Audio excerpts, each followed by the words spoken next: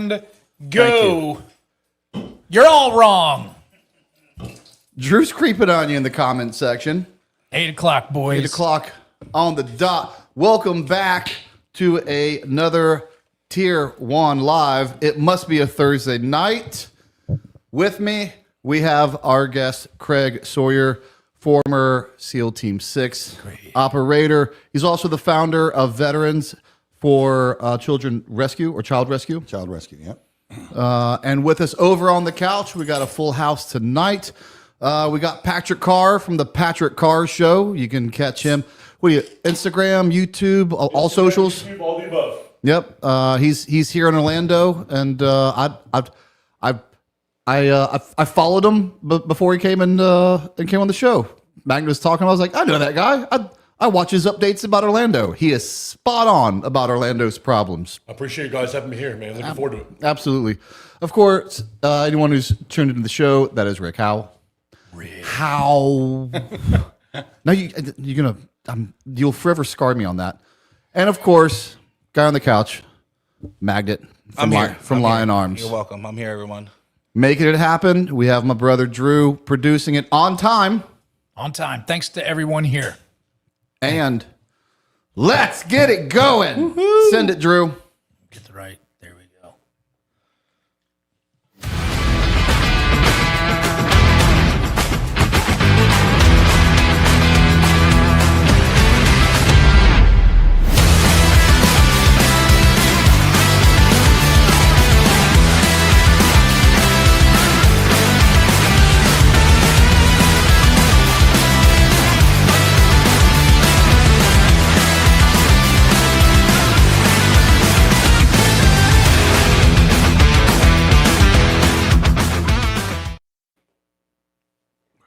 All right, we just did an episode with Craig. I enjoyed it.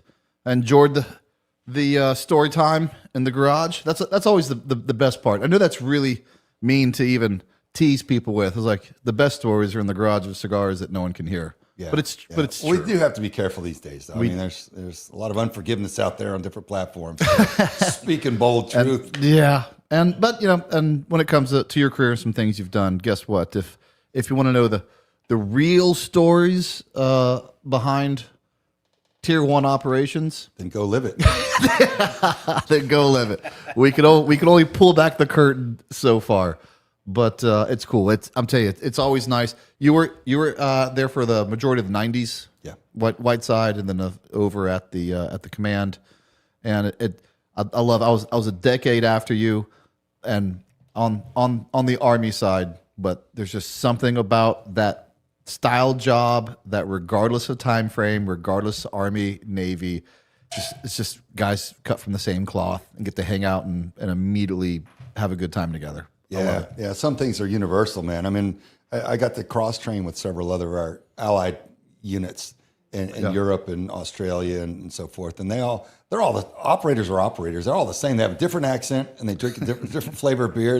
They carry a different brand of rifle, but that's it. They have the same observations about politicians that don't do what they're supposed to, and then the operators end up in war trying to fix it. People always want to know who's the best, and that's one of the easiest questions you can ask me because the Delta Force is, and that's as I should say that who's well, you have to, right, or your boys will get you. I truly believe that. I truly believe that, but. Who do you think's the best? Well, I mean, lots happened since I was in, but I mean, who was the best when you were in the '90s? I think our guys were because that's right. That's right. Yeah, there's a list of reasons why we both believe it. That's right. That's right. But do you know who I think the funniest is? Who? I think the 2-2 guys are hilarious. Yeah. They're the funniest group of guys. I've seen that, and especially when they get together with the Kiwis. Oh gosh, that's nuts. And it's not just their accent. Don't get me wrong. The accent helps. That funny accent helps. But they're just the funniest guys. I was cross training with them once in the mid '90s, and we were there at Hereford, and they were in the team room, and they're laughing. They're dying laughing. And one of them's telling a story. He's like, and I could hardly understand what he was saying because it's from Northern Scotland. Yeah. And I asked one of them, I said, oh, yeah, Scottish. What's he saying? He goes, we don't know, mate. That's why we're laughing. Right. And if they don't We can't understand him either. Yeah, us Americans don't have a prayer Right. at it. Absolutely. That was cool. Before we get to some super chats, and we'll get to them here in just a second. There's one story we didn't get to, and I didn't know that you guys had done this during Desert Shield / Desert Storm, but you were also doing like underwater, like dealing with the clearing away for our ships with sea mines. Yeah, Like anti-ship mines, correct? Yeah, it's sort of correct. Okay. What happened? They had them on chains, and they're tethered at a certain depth to hit the ships covertly. But in time and neglect, the chains had broken, and some of these had floated to the surface because the top half of it's an air bubble, and so that's what keeps it at that depth on the chain from the bottom, anchored from the bottom. Okay. So these were rogue that were floating out there. So when we were doing flights to go cover the inbound and outbound flights of the fast movers that were dropping their ordnance over Baghdad and wherever else, when they'd punch out, we were going to go get the pilots out of there. And so when we were out on those SAR flights, we'd see mines or another unit would see a mine and they would call it in, and we'd go and drop in the water and go below, load it up with explosives and detonate it. So that was big fun. It's No, that's not big fun. You want to know why I just realized? I'm really, really glad I was at the Delta Force and not your command. And this is there's nothing you guys can do about it. No one had ever asked me to go deal with a rogue floating mine. That is an unfortunate part of a maritime mission, that particular mission set. Yeah, there was some interesting moments with that, and we can have some fun with it if you want. But one of the good sides was the captains of the ships fed us in steak and lobster, my partner and I, because we blew several mines in a day, and they're like, "Man, you might have saved our ship." Exactly, that could have been us. Yeah, that is rewarding. That is rewarding because. I mean, taking out bad guys is part of the job, but in the day, the whole reason why we do everything is to save our brothers. Yeah, and that mission still has the same result of saving Americans. Yeah, so we didn't know what we were going to run into, but we'd go rig up our own explosives and then take them with us in case anything happened and we needed them.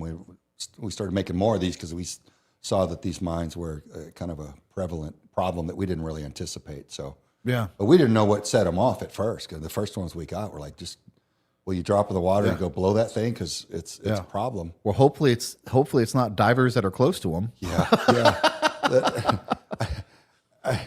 The first one we swam up to, so it's just two of us, my partner and I, Dean, and we're swimming up to it, and the sea state was choppy, and it's about 4 feet, maybe 5 feet. Okay. And swimming up to it, and one wave picked me up and just threw me right on top of the thing. So I'm like, well, I guess I'm about to find out what it takes to detonate this puppy, because if it's my body being thrown on it, we're like, put in your ear pro, Dino, because we're about to get vaporized. Yeah, I guess the only silver lining of that is if it happens, it won't be painful. Know yeah, you won't know it. Like, what happened to your arm, Grandpa? Well, it's not one of those. It's not one of those stories. Nope. You're just gonna be fish chum, and you won't even know it. Yeah. Oh, that's crazy. That is unfortunate. We got to where the helo squadrons would put every mine that we blew, they'd stamp them on the side of their bird. I'll try to get you. Oh, really? Oh, that'd be cool. Yeah. Heck yeah. Yeah, they'd stamp them on there, and so Dino and I got, once we racked up quite a few of them, 7 or 8 or however many it was, we stood next to one of the birds with the pictures of the mines that we'd blown. So how would you guys end up getting rid of them? Just throwing some demo on them on a timer and timer, time fuse. Yeah, put it on a float board, and we'd take turns. Like if you and I were a team, we'd go swim on opposite sides of it, literally with riggers tape, and rig the charge to the bottom, because that's where the explosive was, and plus it's tamped if it's from the bottom. Right. So we'd do that, and then get ready, signal the bird over to us, pull the time fuse, and swim over, get on a horse collar, pull back up, and then stand off a little bit and watch it detonate. Yeah, I think times have changed a little bit, because if some environmental organization found out you were doing that, they'd be like, forget the lives of our sailors. Well, they probably wouldn't like war to begin with. That's right. You might have killed some fish. You may have damaged some fish, and they'd have been on their what's that organization that saves the whales? The shepherds, sea shepherds. The sea shepherds went about there. You've harassing you. endangered the North Permanently Persian Gulf damaged minnow. sea turtle. Right. Yeah. Let's hope there wasn't a endangered sea turtle population somewhere nearby. Someone would have tried to stop you from doing that. It's a crazy world we live in, but it's true. Drew, let's go to some super chats All right. and see what the Patriots have to say. I love that stuff. That mission blew their minds.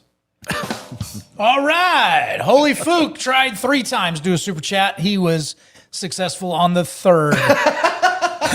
He said He's usually a lot better at that. Yeah. Don't know where Soli is. He's usually the number 1 in the night, but here we are. He says, try this a 3rd time, stupid internet, in a metal tube over the pond. Craig, Bigfoot or UFOs, any experiences you can share, and do you believe? It's the hard-hitting questions you'd expect from a top-rate show such as this. Yes.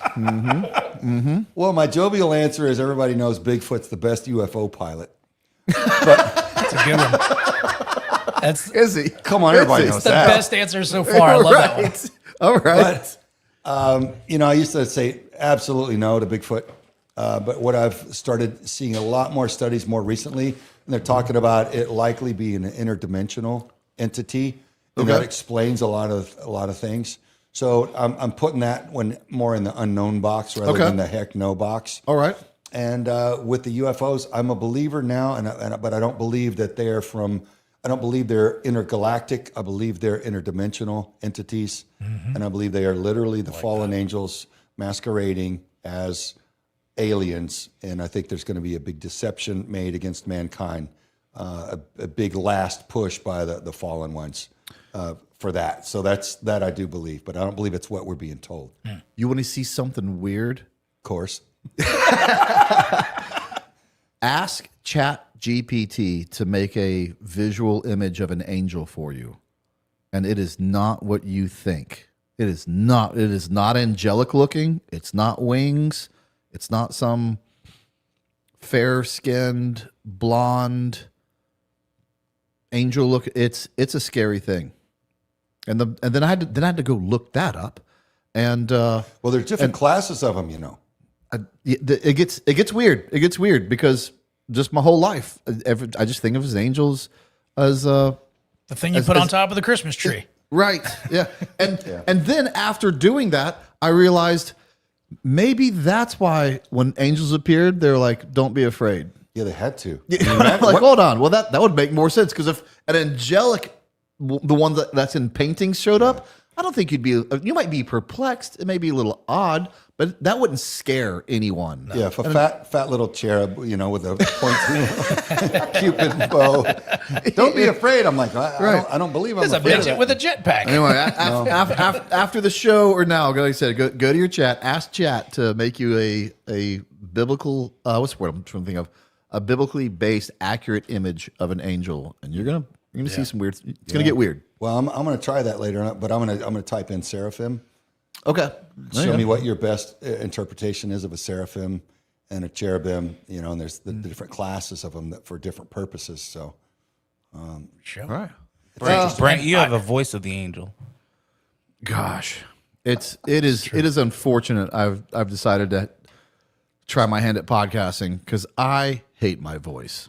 I don't have that like deep, like good boasting. Start smoking like not boasting, but like smoking booming, cigarettes. booming voice. I know. Not everybody can have the voice of a Patrick Carr over here. Yeah, I know. I got a face made for radio and a voice made for silent movies. It's unfortunate. Got the mix. All right, what else have we got, Drew? All right, let's see. Holy Fook says, Craig, Glock or Sig? Do you sit or stand to pee? And have you ever pulled your taint? All pre-qualification questions to be a guest on the show. All right, one by one. Sig, I'm a or Glock guy. I pulled a thing that's not as strictly legal in Desert Storm when my SIG would not function and would come back from operations because the rounds would tumble in the magazine. If you ever had to fire your weapon for any reason, and the follower would bind up. Really? Yeah, sand or salt would bind that follower up, and so you didn't have any more spring pressure on those rounds. See, I never even knew that was an issue because a Glock's never done that to me. So I didn't even know that could be an issue. See there? Yeah. So I had one of the early Glocks because John Shaw did a demo when we were out there training, and I had bought one as soon as I could, and I had it with me. So when I'd come back, we were flying into missions, and guys were firing the weapons out the door of the helo, getting confirmation, right? Right.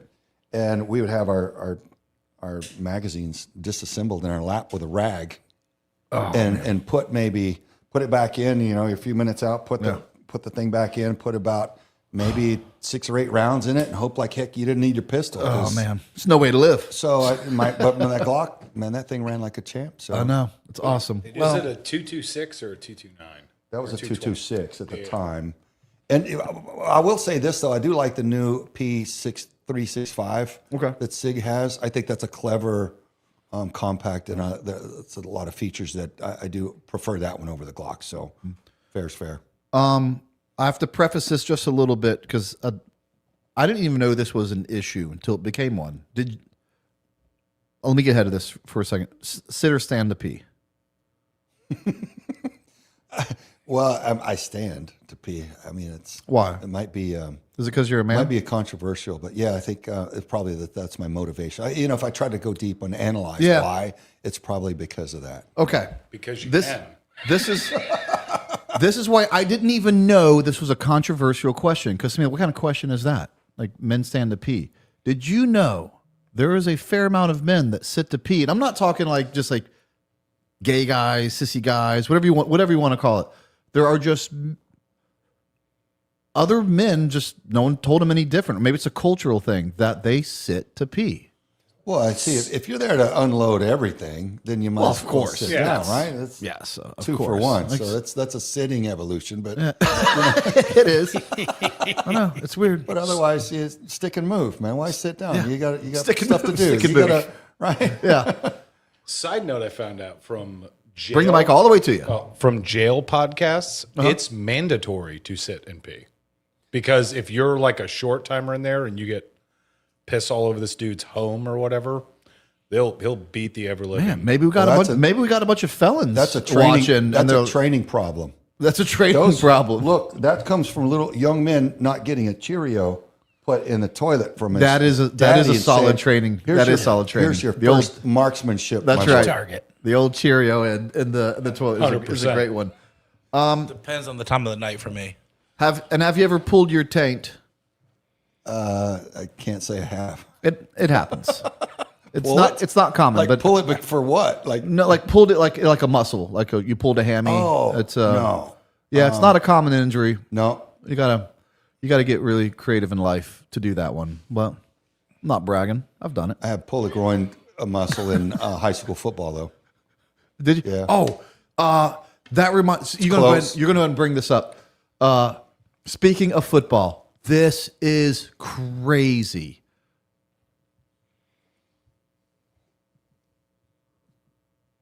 Sorry. You're Gotta good. Get this right. Yeah, I know I sprung that one on you, but since you brought up football, this is just Should be doing that. crazy bananas to me. There we go. Never in my life. He's coming. Just wait, because he's going to move. There he is. Amy, you're gonna have to get ready. Or somebody with your snake I tongs. just don't want to Oh, freak it's a him out. snake. Oh, he's coming. Watch out, his head's about to be at the top of the. Young man realized something was different in his helmet. It felt funny, so he took it off, showed it to a coach that was nearby. Obviously, the coach recognized that there was a snake in his helmet. It had gotten wedged between the padding and the outer shell. The snake was wedged, so he couldn't get out. He was actually stuck. There you go. That's my nightmare. That's a water moccasin, by the way. Definitely a first for me in 25 years. Never had a snake in a helmet or around a helmet before. We've run them out of a locker room here or there before, but nothing quite of this nature. That's Is crazy. he living next door to Bobby Boucher? Where's this guy living? There's some people in DC I think have snakes in their head, but I guess if it's going to be in your head, it might as well be in your helmet. There's a bunch of snakes in our Congress. That's That's a different topic. Wow, that would be unsettling. Let's Oh call it my unsettling. gosh, that was on his head. Yeah, man. That's crazy, absolutely crazy. I'll tell you a snake story, rated G. I was in SF, and we were in training in Oklahoma, doing a long movement. It was a commo exercise. So a bunch of us commo guys, like a small team of us, were together. 100-pound commo rucksacks, move 10, 15 clicks, do a commo shot, and then it was like a week long, just keep on moving, keep on making these commo shots. And it really wasn't a tactical movement. It was just a suck fest. Okay.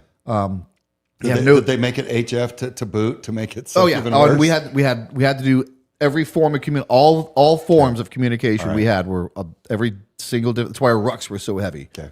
And one of the guys sits down and rucksack flop. We're like, all right, we got to get moving again. It's time to go. And when he gets up and starts walking, I can see a snake tail finish getting inside his rucksack. And I was like, buddy, you got a snake in your ruck. Like, drop your ruck right now. I couldn't tell what type of snake was. I just saw that it crawled up in your rucksack. He dropped that ruck rides. fast and ran. And I was like, well, I don't think it was that urgent. I mean, you could have just set your ruck down. But then you have a bunch of grown men who are supposed to be snake eaters with finding sticks and trying to pry open the lid. Well, first we had the straps. Now you're trying to get the straps off without getting bit by a snake that we didn't know. And then we got to pry the lid open, and then we got to agitate it enough for it to come out. And we just decided we have to move before we get behind schedule, and now we have to deal with this. It was an absolute debacle. That was the last time I had to deal with a snake, and that was nowhere close to inside a football helmet. That's crazy. Yeah, that's nuts, What's man. the over-under time on how long it took him to figure out there was a snake above I know. his brain? Like, is he like, hey, I went through 2 or 3 plays, and why is there this weird hissing noise above my head? I have so many questions. And I bet, and you know what? That is going to ruin that football team for years, because that's going to be it's going to turn into a big story, and everyone will check their football helmet from now for a decade. A trauma Oh scar. yeah, it's going to scar them, and I understand why. And every high school football player that hears this story is going to be checking their football helmets, and I don't blame them. All right, what else we got during the super chats? Holy Fook again says, Craig, any experiences working with British Special Boat Service or other British forces? Any stories you can share? The Brit SAS, I did get to cross train with them, and we had a great time together. But we trained hard together. They confided us at the end, like, man, mate, we don't train this hard all the time. You guys are here, so we turned it up. But it was good. I'll just say we liked them, and we got a lot of different training evolutions in. Got to see their facilities and see how they skin the cat, so to speak. And we shared some stuff with them, so it was a great time. It really was. It always is with those guys. Yeah, always is. All right, we got a funny question and a serious question from Holy Fook. He says, Craig, as a former Marine, what's your favorite color crayon to eat? More importantly, what's something we as the public can do to help you in what you do? Yeah, well, the crayon eating jokes didn't come out until after I was out of the Marine Corps, so I didn't start hearing that until that was long gone from that. But as far as anyone, Was there an equivalent joke? Do you remember? Was there something? No, but I'll tell you what, man. In all honesty, the esprit de corps in the Marine Corps is no joke. I mean, I love it. We would contracting later overseas in the war zones. We'd be in austere conditions, middle of nowhere, makeshift facility, and running high threat mobile security for different agencies. And if there are Marines there, they're like, Sawman, come over here. We're having a cake. It's the Marine Corps birthday. I'm like, I was only in for 2 years. They're like, so you're one of us. That's right. That's good enough. Yeah, so that's how it was, man. They're like, yeah, 100%. So it was cool. More importantly, what's something we as the public can do to help you with what you do? Yeah, man. Well, spread the word, because everybody right now, we've got an epidemic of child trafficking in the United States that, for whatever reason, a lot of the big organizations and our news don't tell the American public about. So it's a covert operation run domestically at industrial scale. So to compromise a covert operation, really, you need to just expose it. And so that's what we're doing at Vets for Child Rescue. So sharing our documentary Contraland at contralandmovie.com is a big help. Getting your elected officials hot on this topic, stronger legislation, stronger penalties against the predators, and stronger protections for the children are needed. And not everybody understands this yet, but I suppose as this continues, the American public's going to be more and more aware. Pray. Do pray. If you don't know about that, read into it. It's a real thing. It's powerful, and it helps. So add that to everything else. And we're a nonprofit org, so we're 501c3, and so we only operate on what people donate. So people see us out there making big cases and big arrests, and they think we've got big government funding. We don't. We're just operating on people's donations. So we appreciate everybody standing behind us in all those ways. You would think this would be a bipartisan issue, it should be. I don't say this just to go, dog one particular party. I only care about what's right and wrong. I don't care about walking a red line or a blue line. But I will tell this story because this is telling, and it should be told. I was with a nonprofit that did a lot of work to help protect children. And we went to the Republican Governors Association in Nashville. It's just a few years ago. And basically we went around and we had it scheduled where the governor would come talk to us for like 10 or 15 minutes. We'd give the pitch and say, hey, these are the problems. These are things you can do. We want you to be aware of this. And over half of the governors came and talked to us about it. Now, this is a Republican National Convention. Okay. And when it comes to this, I don't care who is for it. I'll talk to Republican, Democrat, Independent. I don't care when it comes to protecting kids. I said, hey, when it was all over with, I was like, are we going to go to the Democrat, governor convention as well, and talk to them because both sides need to hear this. Right. They're like, oh, Brent, that happened last month.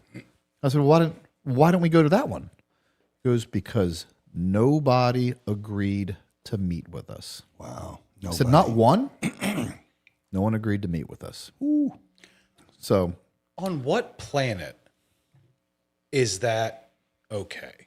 Like, I don't care what side of the aisle you're on. I don't care if you want to vote for purple flamingos. Like, but like, I mean, we're fathers. Like, I have daughters. Like, I can't fathom that. Like I can't fathom someone, like, first of all, if you mess with kids, like, we need to get back to the golden age of like the courtrooms in a field. Like, I'm sorry, but Thunderdome. yeah, like, yeah, that's a crazy story, but it's true. I said I don't always like to make things political, but don't give me ammo to make it political, and I won't. Well, as a former federal criminal investigator, I would call that a clue. Yeah, that it is. All right, Drew, what else do we have? Let's see. Craig, what's a favorite story of rescuing a child, and what does that do to you as a man? What goes through your heart and mind? What's worse, fighting ISIS, the Taliban, or child trafficking? Well, fighting terrorists makes sense, and what's going on with the children doesn't make sense unless you start to look at it through a spiritual lens. So my favorite rescue story is really the first one, because there was a young lady in Central California that she is missing for several years. Her mother was distraught, and there was a fake org out of San Diego that claimed to know where this girl was. Yeah. And we were shooting documentary. We were shooting Contraland at the time. And so they charged us money to go rescue this girl. And we were saying, well, we could give you several $1,000s. You'll get this girl out of this horrible situation. And they said, yeah. So we did. And they showed up there. They gave us the runaround for 3 days and nights. We went to several different towns. So they didn't know where she was. They gave us a runaround. And after that, they left in the middle of the op. And the mother was distraught and crying. So I befriended her. And then long story short, she called me 6 months later on Easter Sunday morning and said, Craig, it's I won't say her name for her adult privacy, but she's alive. And do you want to talk to her? I said, are you kidding me? Yes. So got her on the phone. Long story short, trying to figure out how to get to her. She had been in Texas. She hadn't been in California at all. So that org had lied to us about everything. They didn't have a clue where she was. So all their hot tips were just made up on the fly. So we got her back to my house in Tucson. We got the reps there from the FBI and her mother, and we sent for her mother once we knew we had her. And then they met in our living room of my house. It was the best facility we had for that at the time. Yeah. So we got to see a mother hug her recovered daughter there. And that was, what does it do to me? It melts your heart, man. It's. How long was she gone for? Was she missing for? Well, it'd been several years. I don't know how long it had been since she had seen her mother. Yeah. I think it'd probably been like 2 years since she'd seen her mom. That's crazy. But, rough life. And we got her plugged into a job and got her own bank account. And she was going to church there. And she was in charge of her life again. And her self-esteem was recovering. It was really, really cool. And then there's another thing that happened. She kind of went back into harm's way for a while and then recovered more slowly on her own. So it's not always like a Lifetime movie, perfect, the way you would want it. But that was a legit extraction from harm's way that was just some things money can't buy. So that's, I don't know how to describe what that did for me other than it was just a beautiful moment that I'll never forget. I know this is going to sound harsh, but what's worse of the three? Doing anything to females or kids. That's absolutely the worst thing you can do. If you're, and it's unfortunate, but if you're a man and a terrorist act gets you and you can't defend yourself, well, at the end of the day, as much as I hate that, and I hope there's other men there that can protect you, it is on yourself as a man to protect yourself. Mm-hmm. And sure, if it's like just make it up, a suicide bomber situation, there's really no way you could have prevented yourself. But there's just women and children are innocent, should be innocent. They're vulnerable. They should be protected, and they should be protected by not just wildly violent men, but men who are capable of violence. Yeah. That's, I heard somebody say, if you're afraid of strong men, wait till you see what weak men are capable of.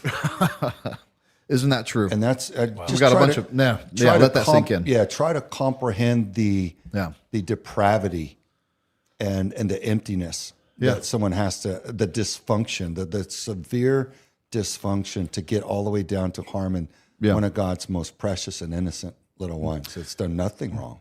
But even indirectly doing it, I don't jump, too far into it or to just throw you in here real quick, Patrick. But that's what's going on in Orlando right now. Weak men have cast Orlando into absolute utter chaos, and of course they're not directly, inflicting harm on our women and children, but their policies are putting women and children in harm's way.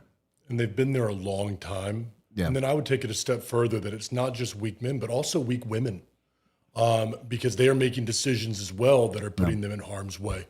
Yeah. I did have one question, though, for you, Craig, because I think a lot of people like me would want to know this. I'm in a lot of airports, right? And you all see those signs when you get into the bathroom stall, different hand signals and stuff for trafficking. From someone like you who's been trained in this, what advice would you give like a layman like me? What could I look for? Something that you see when you're like in an airport or you're like in a public space that catches your eye right away that maybe an average person like me, I wouldn't see, and I should go, there's something up right there because you've been trained for it and you've seen it a lot. Well, I think you got to start a conversation like that with giving credit to foster parents who adopt children that don't look like them. Okay. But that's one factor. What if the child doesn't match the parents? Why are you together? and does the child look like they're in distress? You know, and I'm not talking about just a child that's unhappy because they're traveling and they're sick or whatever. And they got told no for a candy bar. Yeah, you have to use discernment, wisdom, and common sense in a lot of these situations. So, but generally speaking, you see younger kids, multiple phones.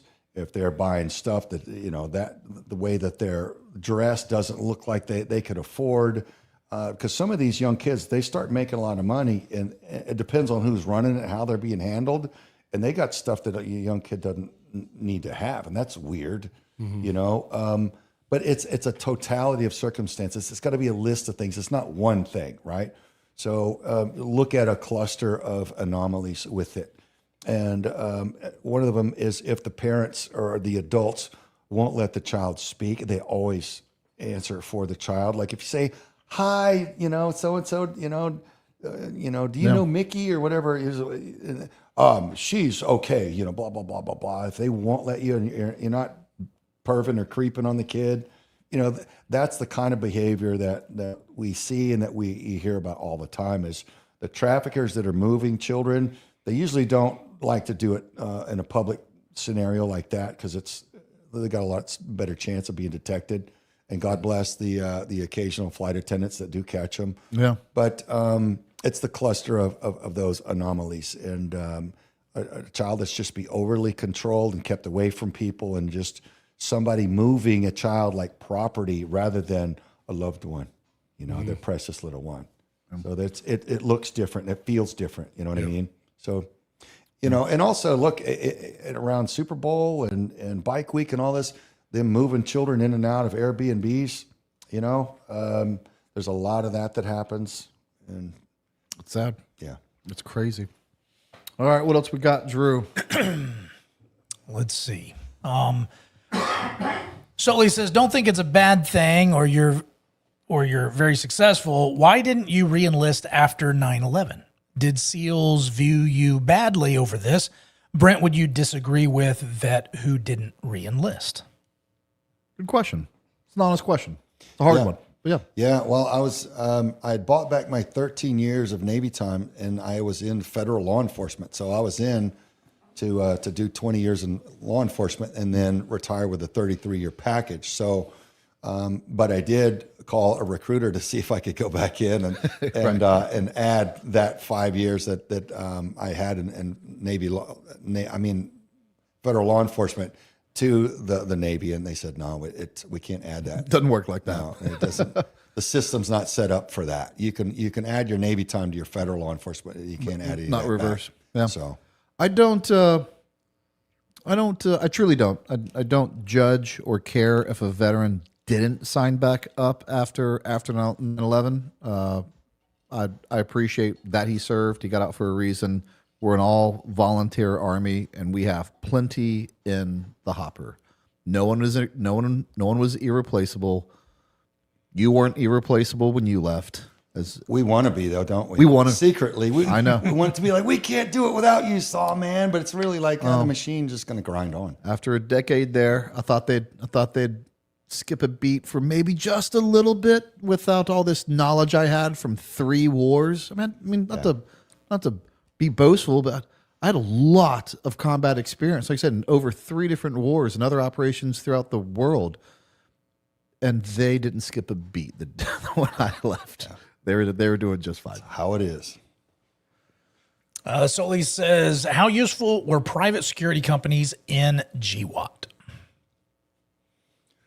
Pretty useful because our government didn't have the manning for it. So I worked with a couple of those companies for different agencies and ran a lot of high threat mobile security over there, and buried quite a few of my teammates doing it. So it was pretty important work. You know, you're talking about moving thousands of people around to their various meetings daily in an active war zone where things are going boom. So, you know, there's a lot of government employees that have very cushy jobs that aren't willing to do that. And so they hire spec ops veterans in private companies to fill the void. So, you know, and it's nice extra pay for the veterans, and it seems like it works pretty well as long as there's good leadership, you know. How realistic are Call of Duty Modern Warfare games? Do operators play them? Well, I know in one agency, I won't say the name of the agency, there's a lot of guys that played those Call of Duty games. And I was like, wow, that's juvenile, until I saw one with a sniper, and he was having to hold wind. I'm like, you're having to hold wind for that? He's like, yeah. I'm like, oh, now I'm hooked. Like, can I play that? He's like, yeah. So, and that was one of the first Call of Duty ones, I think. So I'm dating myself here. That was about 2007. Okay. So, but yeah, I think they're fun to play, and I wouldn't, there's nothing that's going to give you the stress of real training or real combat. But Right. I think they do best they can with what they do, and I think it's interesting to just at least be working those problems on a screen and have some of those scenarios in your mind, so you're not just completely cold turkey. If you wanted to go into the military, you'd have a little bit of a knowledge of head start. Because my son played the heck out of it, man. He's, they get so fast with their fingers on the buttons, they can smoke you. I could outshoot him, but not on a remote controller, Right. So, all right, boys. How many firefighters? I'm not firefighters. How many firefights have you guys been in? Which one taught you the most?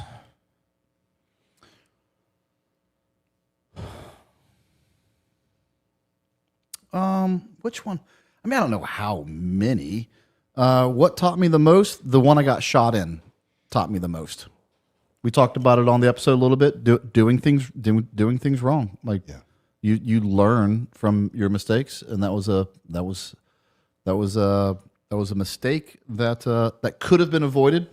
Like, I'm not saying that at the time that it could have, with what I knew, that it could have done differently, but it did make me smarter. It did make me better after getting shot. And so, there you go. All right. Yeah, you were getting a little cocky, weren't you, Brent? I had a question for you guys. What movie is the most realistic shootout that you've seen? Oh. If you could pick one movie where you're like, that was kind of like that's as close as it got for somebody who's never been to something like that. I got an answer to some degree on that. Zero Dark 30 was a good one because at high level, most of that movie was boring, and it had to do with the machine fighting each other and getting approvals and the struggle of what goes back and forth sometimes on a very high level mission, and then all of that for a couple minutes on the objective. That's about right. I mean, I was never in a firefight as crazy as Black Hawk Down, but that one for a crazier one, that seems pretty realistic. Yeah, I'd have to agree. And for a civilian movie, the movie Heat, a lot of people with the weapons handling, and I think it was Andy McNabb that handled the tech advising on that, and that's probably why it came out looking so genuine, because they were actually doing the mag changes and handling the weapon the way you need to. Yeah, that was a good one. And a good movie. Yeah, right when you said that, someone in the chat said Heat. Let's see. West Virginia Steve P. Team says, my first 50 for the Fallen event was 2023 at the Flight 93 Memorial. Thank you for supporting the Ruck this year in New York City. My question is, will there be some Florida versus Texas smack talk going down during the Ruck? Anytime I'm around Bo, there's going to be some smack talk, and usually it revolves around Florida and Texas. You a Longhorns fan? You grew up in Texas, didn't you? My brother went to UT. I thought I was going to go play linebacker there, but it wasn't meant to be. Yeah, you're a big Blasted boy. my shoulder. If there was like an over 50 football league, I think you would dominate. I tell you what, man, I got a major C-spine injury that would prevent that. That's what actually ended my motocross racing career, because I didn't start racing until I was out, but it was fun. But the doc said, yeah, one more fall on your head and you're in a chair, period. So I got spinal stenosis thanks to a bunch of football and rock climbing injuries and helicopter crashes. You guys check out 50 for the Fallen. That's 50ftf.org for the memorial this year at 9/11. At Bright Side of the Moon, $200 of love. Thank you very much. Welcome, Craig. Starting watching your documentary Contraland today. Amazing work helping kids and putting the freaks behind bars. Right on. Thank you, man. And my daughter's become my hero. Law enforcement to say to me, "Yeah, Sawman, you're okay with your whatever you've done in this world, but your daughter's crushing it right now." I'm like, "Yeah, no, that's a wild dynamic to watch and see her just work so hard, and the predators come for what they think's an innocent, helpless little girl, and they end up going into handcuffs in the back of a squad car and to jail and into prison." So 100% conviction rate. So that girl's not playing. Nice. Yeah. No one's perfect, but her conviction rate is. Well, hope we put them behind bars, get as much information out of them as we can, and I hope somebody makes them fall till they don't get up. Let's see. Bacon Forged. Good evening, Tier 1 fam. Hope everyone is having an awesome Thursday. And of course, Thursday nights are for the Patriots. That it is. You know what? I'm gonna throw this out to you. Yo, Drew, you know what? We haven't done a poll in a while. Okay. Time for a poll. Yes, sir. I'm thinking about moving the lives to Wednesday night. And I will tell you why. People don't like change. I know they don't like change. One, it would give me an extra weekday workday to edit. Do it for Brent. But not just that. Football season is coming back. Uh-oh. Thursday night football. And now, I'm having to make people, decide when I could just as easily do it on a Wednesday night. And no one would have to make a choice. You could do it just for the season. I could, I might do it just for the season. So ask them. Call an audible. Ask them if Wednesday nights, however it is, you know how to ask it. You'll figure it out, Drew. Sometimes they don't like the way I ask it. General, your terms are acceptable. Right. Yeah. I got to check my schedule.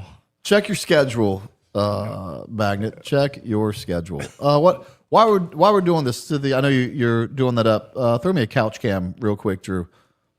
Patrick, I do have a question for you. What made you get into the space you're in right now, and you kind of uncover and ask questions and defend Orlando the way you do? I think that Orlando, like a lot of cities, is underserved by the people that should be reporting the news. I'm going to give you an example. The Orlando Sentinel is the major paper in Orlando. Well aware of it, yeah. So for those who don't live here, like any major paper, they get their money from the big corporations. In Orlando, that would be somebody like your Marriotts, your hotels, your tourism organizations right there. And that's part of the organizations that I'm looking to investigate right now, hundreds of millions of dollars. And when I talk to these people on the side, or I had a couple of them on my show, the cameras would go off. And they'd all say the same thing. Well, I can't really talk about that because my producer won't allow me to. My editor won't allow us to. I've literally went on the radio on a program recently where they told me, you can't talk about that on here because we have sponsors that are associated with those people. Money over truth, huh? Right. And so what it began me thinking is, okay, hold on. I own a media company for a living. I don't take any of that money. And I've got a camera right here. And so as we began to explore it and start to uncover, it just kind of unraveled itself. And we kind of make a joke sometimes about Orlando that we feel like it's giving us stories. Like every day we're like, is this just being handed in our lap? It can't be this way in Milwaukee. And maybe it is, we don't know. But when we started to look at it and we said, why isn't West 2 or why isn't Fox 35 or why isn't the Orlando Sentinel covering this? And a lot of the reason is because the money behind it won't allow them to. Yeah. And because I own a company where I don't rely on their money, and I don't need a sponsor like that, we can use these platforms to try to bring awareness to what's happening. And I think why people have gravitated is I literally tell my producer, I say, we need to dumb this down to a 5th grade level for me and for everyone else, because politics is boring. But if we can go ahead and make it something where it's palatable for people, they can get behind it. Yeah. And I think that's why what's helped us out. One of the topics you covered, which was crazy to me, because we think about the independent journalism that uncovered all the healthcare fraud in Minnesota, and of course, it was happening in California as well.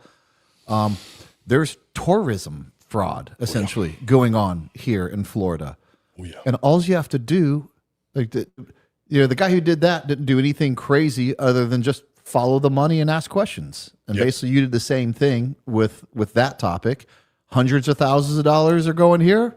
Let's just see who they are. Yep. And a journalist isn't doing this. A news agency doesn't care to do this. Oh, why? Because of money.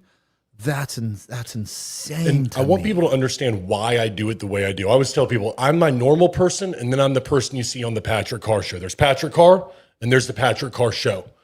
The reason I have to be a little bit hyperbolic when I'm on there, and I have to be confrontational when in real life I'm a very agreeable guy, is because to get people to pay attention to you in politics, you got to get eyeballs and attention. And the only thing they react to is their reputation being ruined, because they live in a world where everybody loves them. And if you can go ahead and tap into that, all of a sudden two things start to happen. I'm learning quickly. Number one, attorneys start to get involved. But then number two, they get scared. I'm telling you, they get quiet real quick. And what we're finding right now is that we don't have to go ahead and try to expose it. We just have to tell people the truth about what's going on and let them make their own decision for themselves. Right? Yeah. And I think that's what we're trying to do right now is say, here's what's happening. You tell us what you think out there.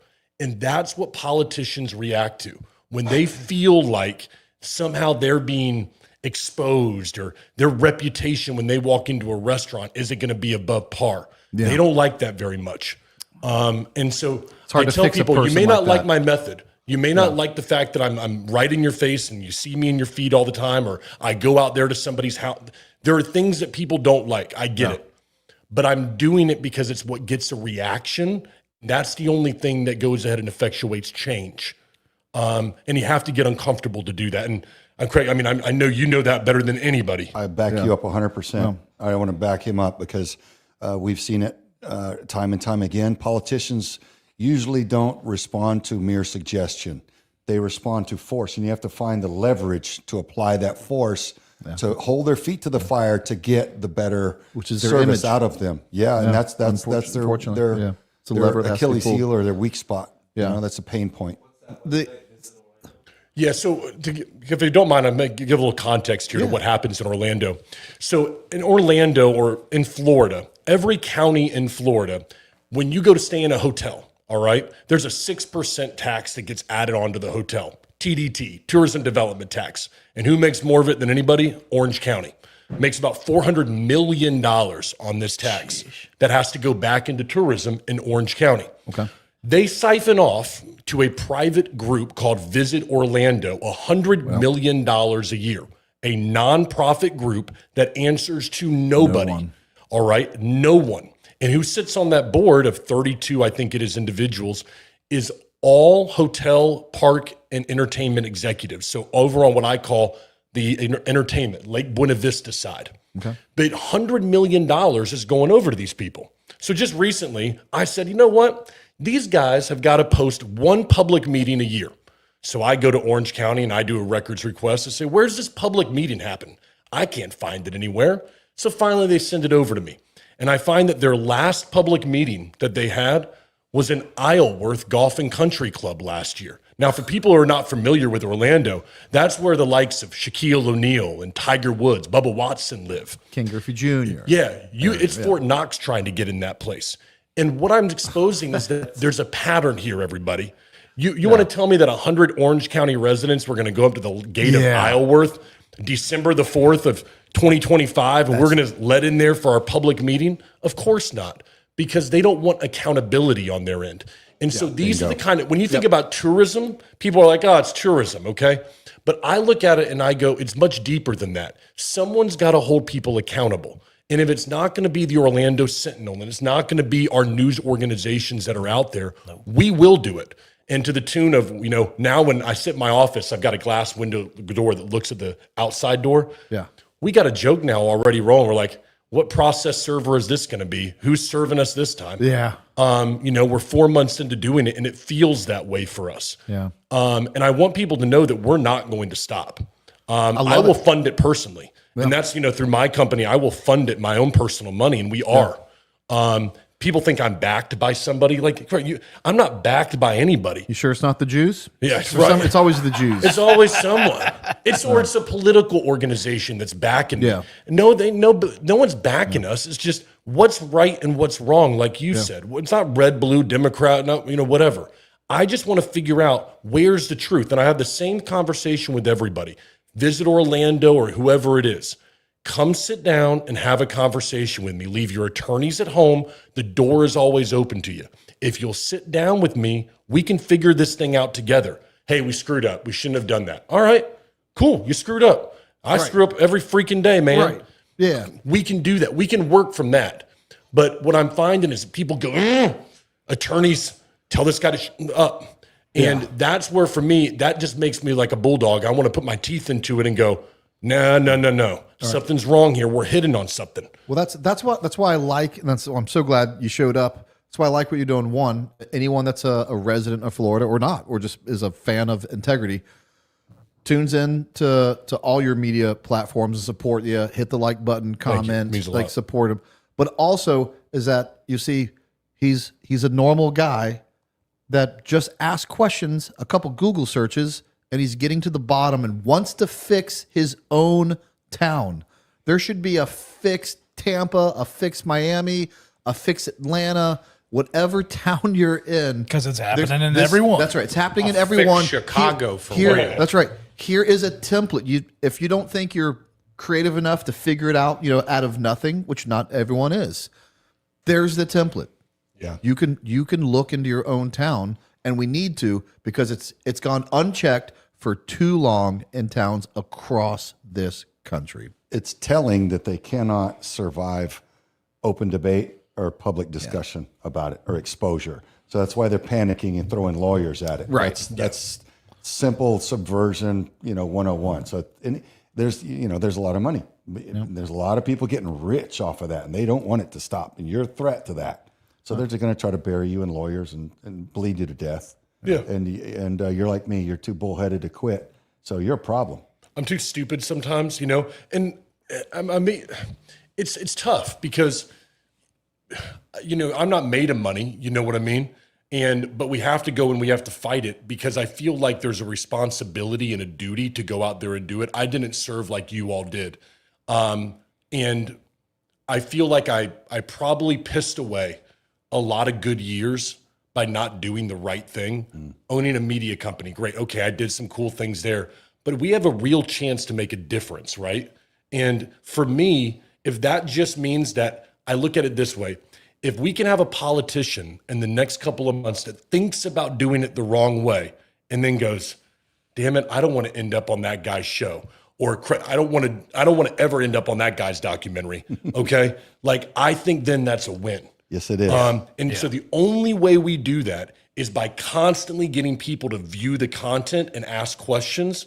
And then hopefully these mother effers go, nope, it ain't worth it to me. I don't want to end up on the front page, or I don't want to end up in some short on YouTube with millions of people watching it. I don't want that crap. Yep. Effective deterrence. And then all my constituents start asking questions. But all right, back to what you just, so they're siphoning off 25% of the money that's coming, the tax dollars that are coming out of tourism. They have it. So yes. So they have a contract. It's a private contract with Orange County through 2028. And then it has to get renewed. But for that amount of time, they will get $100 to $120 million a year guaranteed from Orange County. It's approximately actually 30% of what comes in total TDT money. Their responsibility is to advertise for Orlando. That is it. Right. Advertise. And I want to ask people this. When's the last family that was sitting in Kentucky and their dad was sitting there watching the TV and was like, hey, honey, did you know that Orlando has some theme parks that we should go to? Because now that I saw this commercial, I think we should go. No, it's the new Moana movie that came out that gets people to come here. Right. And so what I asked the question of is, where's this $100 million a year going? Right. 120 by some. Right. What's our return on it? No one knows. Yeah, no one knows. And so these are the things that we want to try to get to the bottom of, because it's real money that could be used for other things that Orange County could benefit from. Real big things. Yeah. And that's what I want to see. We need a Doge for every community. That's right. You know? Do it like Trump did it, man. Well, right now what we need is a break because it is 9 o'clock. 9 o'clock. And we are staying on schedule for once. Schedule. Let's do it. We are more than makers of steel. We are brothers in craft, bound by purpose and forged in pride. Every blade we shape carries the weight of the hands that built it and the hearts that will wield it. Brotherhood Blades stands for those who refuse to quit. The protectors, the workers, the doers. We forge with integrity, we carry with pride, and we stand shoulder to shoulder with those who live by the same code. Brotherhood Blades, forged in freedom, carried with honor. If you've ever been to any of my tactical training classes, then you know how adamant I am about the use of white light and the importance of a quality, high-powered tactical light. That's why I use cloud defensive tac lights. You can't hit what you can't see, and neither can the bad guys. Clearly identify your target and simultaneously overwhelm his vision with hundreds and even thousands of lumens.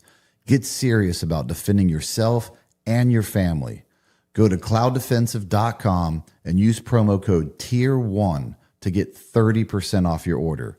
That's right, 30%. You won't find a better light than this, and you won't find a better deal than this. Revenge is an act of passion. Vengeance is an act of justice. Injuries are revenged. Crimes are avenged. Almost a century ago, big pharmaceutical companies re-engineered medical school curriculum and faculty with one goal: putting profit before progress. Anyone pushing back against the medical matrix they carefully crafted was threatened, silenced, censored, financially ruined, or worse. They are the problem. We are the solution. You're clear to engage. Initials Mike Juliet Alpha. You're clear to engage with weapons. You're clear to engage with weapons.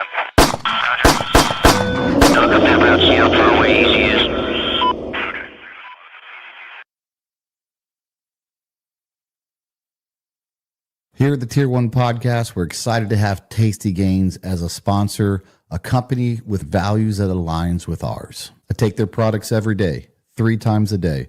And if it wasn't a product that I didn't take personally and believe in, and a company with integrity, then they wouldn't be sponsors on this show.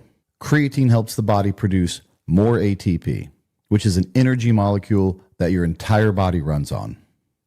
It helps improve your physical and mental performance in all aspects of life. Let's be honest, creatine powder sucks to take every day. With the creatine gummies, you can take them with you anywhere, and they taste great. Every batch is third-party tested, so you know you're getting exactly what you pay for. Go to tastygains.com and enter the promo code Tier1, that's T-I-E-R, the number 1, and get 20% off your order. All right, guys, this is the Gentleman's Getaway giveaway at frcc.shop. There's no purchase necessary. You can win the FRCC bourbon, some beautiful sticks there, a little bit of apparel. All you got to do, go to frcc.shop, enter the contest, and you could be the winner. All right. We are back to the show. And we're back. One thing I want to do just real quick. Got a fan at Fort Bragg, Jason Harper. Want to say thanks for watching. Right off the bat. Also, we were speaking of, we were talking about basically what's wrong with this society. That's a pretty broad beginning topic because there's so much. But one particular organization that just keeps on fumbling the ball, just can't help themselves, and again this week, is the WNBA. Drew, let's... Do we have to, Brent? Yes, we have to, because it's crazy. It's a train wreck that I'm enjoying right now. It's the very top one. You missed it. We'll start off. Drew, I'm sorry. Going back right there. I'm back. Clay trap. this is the can of worms that they've opened up, and a part of me is like, all right, you want to play stupid, then and let's call your bluff. Let's go full stupid. All right, here we go.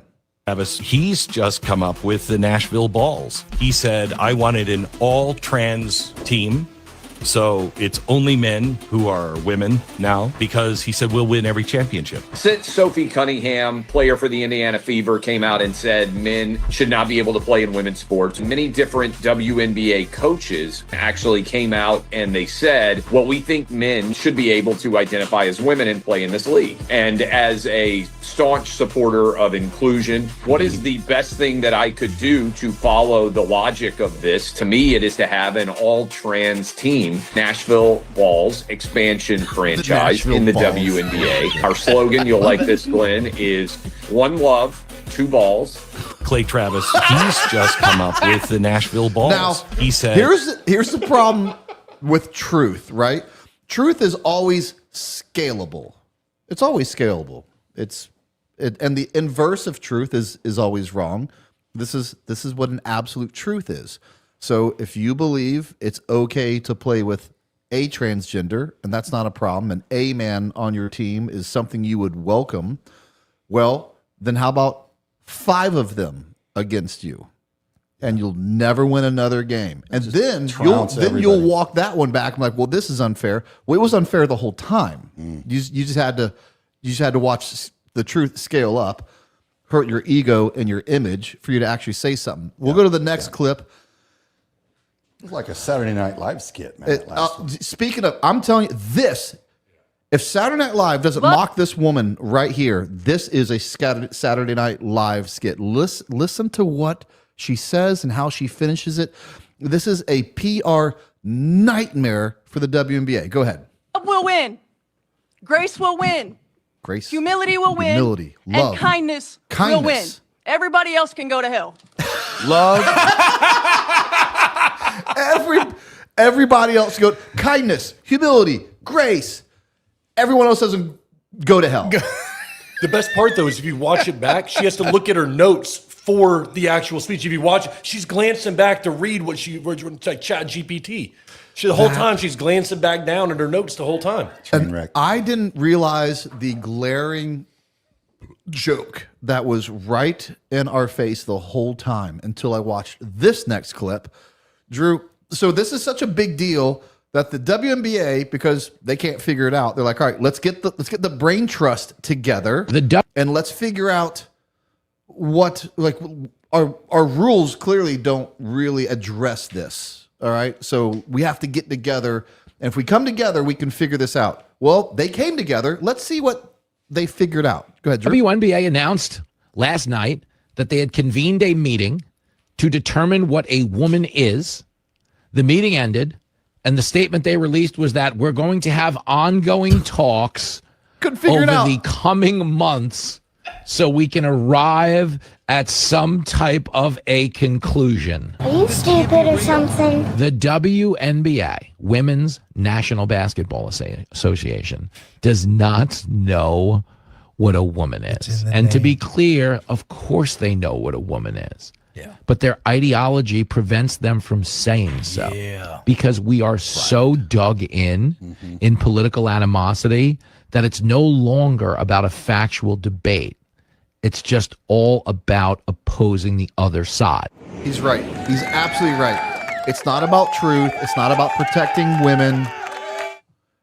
It's about they accidentally, or without thinking too far ahead, dug in on a political side, and now they don't know how to get out of it. And that was the objective of ideological subversion that Russian KGB defector Yuri Bezmenov so eloquently warned us about. If only we would listen. They have us fighting internally about what a woman is. Yeah, they're crushing us. It's working. Not us. As a country. Yeah. Yeah. It's just, if you pick the 40 dudes that didn't get drafted and put them on, it would be a bloodbath. Yeah. You would have grown men against women. I'm sorry. Like, I'm telling you right now, the state champion for high school basketball in Florida would beat every WNBA team. By not even 30, close. 40 points. They It wouldn't crush even- them. Half those guys can dunk all over the place. 40-inch verticals on those high school basketball teams. You're not stopping them. So until that guy pointed it out, as I said, that's why I can't believe it was right in my face the whole time, and I never really said it. They are called the Women's National Basketball Association. Do you think if those same people had to get together and define what basketball is, they could do it? Yeah. It's in the name. They're a basketball association. Of course they could do it. But they went specific with Women's National Basketball Association. So you think they could define what a woman was? It's in their name, and they still can't. It's not they can't. They won't. They won't. Let's be real clear about that. They just won't. It's warfare. And look, they mean disgusting. to destabilize our culture, to overthrow our nation, demoralize us, and destabilize the U.S. And what's crazier about this, the only thing the WNBA ever wanted to be was relevant. Really? I mean, they've just wanted to fill seats. They wanted to feel important. They wanted to be something. They wanted to be respected. And they've dismantled the opportunity of that, because what's crazier is the opportunity of doing that was right in front of their face right now. Could you imagine what America would have done if the WNBA got behind this and said, hold on, we are the Women's National Basketball Association. We will protect women. We will define what a woman is. It's in our name. America would have rallied and been like, yes, because guess what? America's rallying behind Sophie Cunningham. Yeah. And she's not doing anything crazy. She's not out there being hateful. She's just saying what everyone already knows. And they look at that and the blueprint's there. And they're like, nope, don't want it. Don't want it. Her own coach isn't even behind her. Her own coach was defending the girl that fouled the you-know-what out of her. I know. It's crazy. But you know what? I'm glad. I am. I'm glad you came out. Drew, Cameron. I'm glad you came out and showed us who you were. So I wasn't wrong in not supporting you. I was right by not supporting you.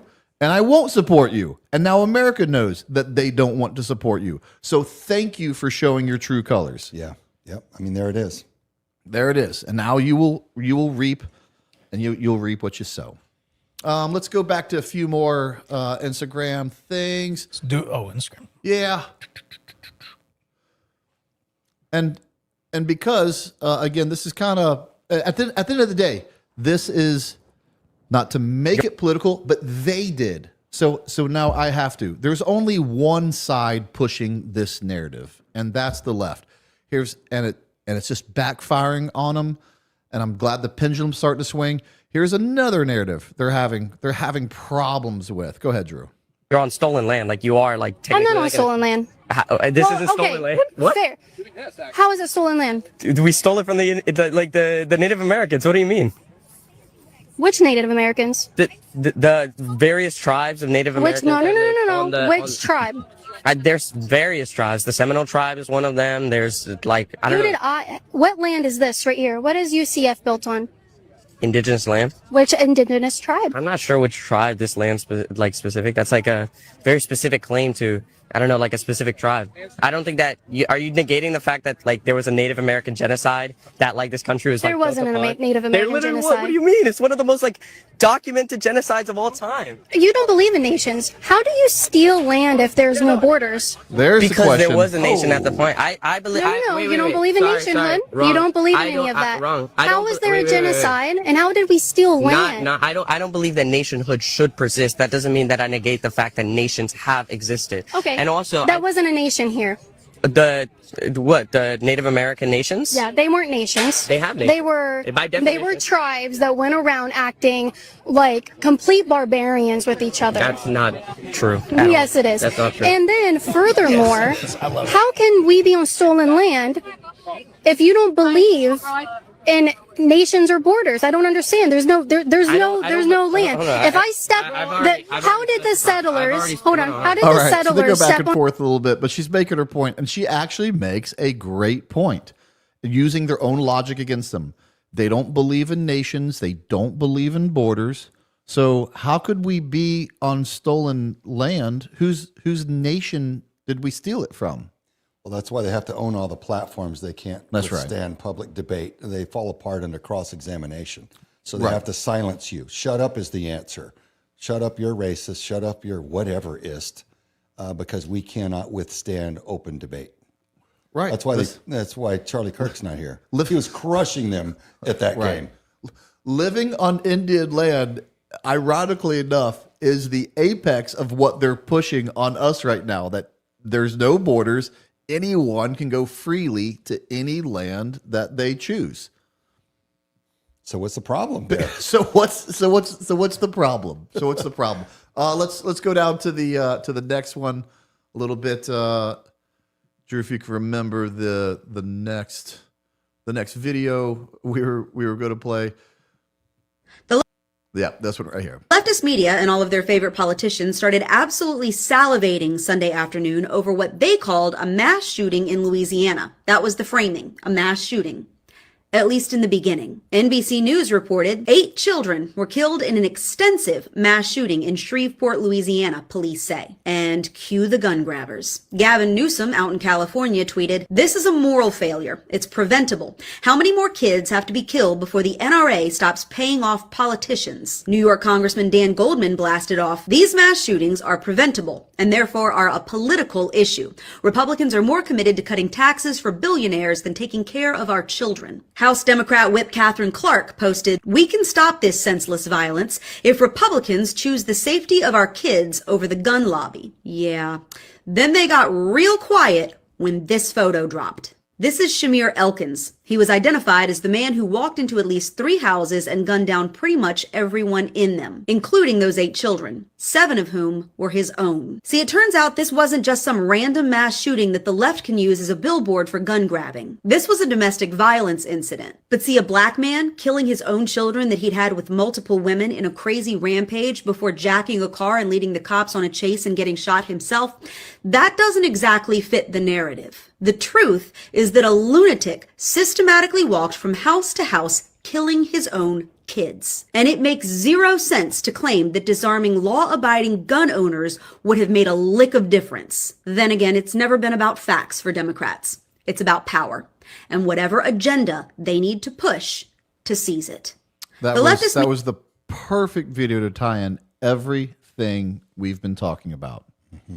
Doesn't matter about the truth.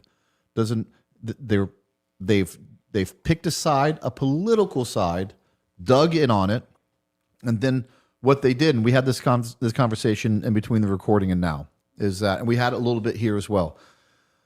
All of a sudden, because it's a gun issue, they're really, really concerned about kids. You see, all of their arguments had to do with the safety of children. Gun violence isn't our biggest problem. Trying to keep kids safe.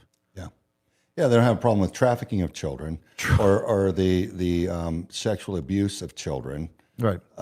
What are you doing in your states against that? But they have, they're not doing anything. They're allowing judges to go, well, quite frankly, to be funded by a certain globalist billionaire. I won't say his name, but his initials are George Soros. He funds their campaigns to get him in the seat with the agreement that they will not prosecute entire categories of harmful crimes, especially child trafficking and sex crimes against children. I mean, that's a glaring conflict of interest. I don't know why it's allowed. That's been discussed in open congressional session as well, yet it remains. And I'm wondering what planet I'm on. How can judges lobby? When you look at the political sphere, judges and prosecutors, it should be open quorum, no advertising, no nothing. It's what your values are and what you're going to do for your community. No putting up banners. No, that should be the line in the sand between what you can and can't do, because then all it is just buying. It's buying the judicial system to just ruin the nation even further than they already have. And you're right, George Soros is literally the devil. Well, we've got domestic enemies, literally enemies that we're not doing anything about. And I appreciate everything that our federal law enforcement is doing, but without a DOJ and an initiative and leadership from the top saying, get these subversive, radical operatives out of our hair, nothing's going to change. I mean, even if we change presidents, if this one's fighting it, the next one won't, and they'll do whatever they want. They'll finish off the destruction of the USA. Right. The irony is we've handcuffed our law enforcement. Yeah. Our law enforcement can fix this problem, but if and we talked about this as well, Patrick, about what's going on in Orlando with basically lawlessness. You don't think law enforcement would enforce? They want to enforce the laws, but they don't want to go to prison. But they're not they're not allowed to. And the few times they are allowed to, then you have these district attorneys not bringing up charges to be pressed, or judges letting them back out with essentially no repercussions to go right back out and do it again. We're talking about sports, and Craig, I had a question for you since we're talking about sports. I don't know if you brought this up just privately, but Tim Tebow, what you see him doing in the sports world, coming out of University of Florida, and you see him in front of Congress. Have you gotten a chance to speak with the man? His organization, what he's doing to try to stop the trafficking right now? Any thoughts on that? I see him doing only good things. I think he's a great man. I genuinely do. What I found is that someone at his level of fame and political backing doesn't pay attention to the small guy like us. It's just the way that it is. He probably never even heard of us. So I wouldn't mind talking with him about it. I don't know how that relationship would work, but I'd welcome the conversation, because I think, look, our domestic enemies are well coordinated. The people trafficking children, making hundreds of billions of dollars, are very, very well coordinated. And I say shame on us if we don't link arms and coordinate amongst ourselves, on behalf of the children and our nation. So, I would welcome that, but I haven't had the chance to talk with him yet. Yeah, absolutely. One more that kind of ties in, Drew. I think we had a third video. I think I had the Bill Maher video. Yep. And again, they're just making it easy for me. A Democratic congressman released an open pledge they wanted their fellow Democratic members to sign. It said, "We are capitalist, not socialist. We want safety, not lawlessness. We are proud, not ashamed of America." These should not be hard words for a congressional Democrat to sign on to. You know how many did? 8. 8 out of 212. Guys, really, there's got to be an easier way to lose the swing states.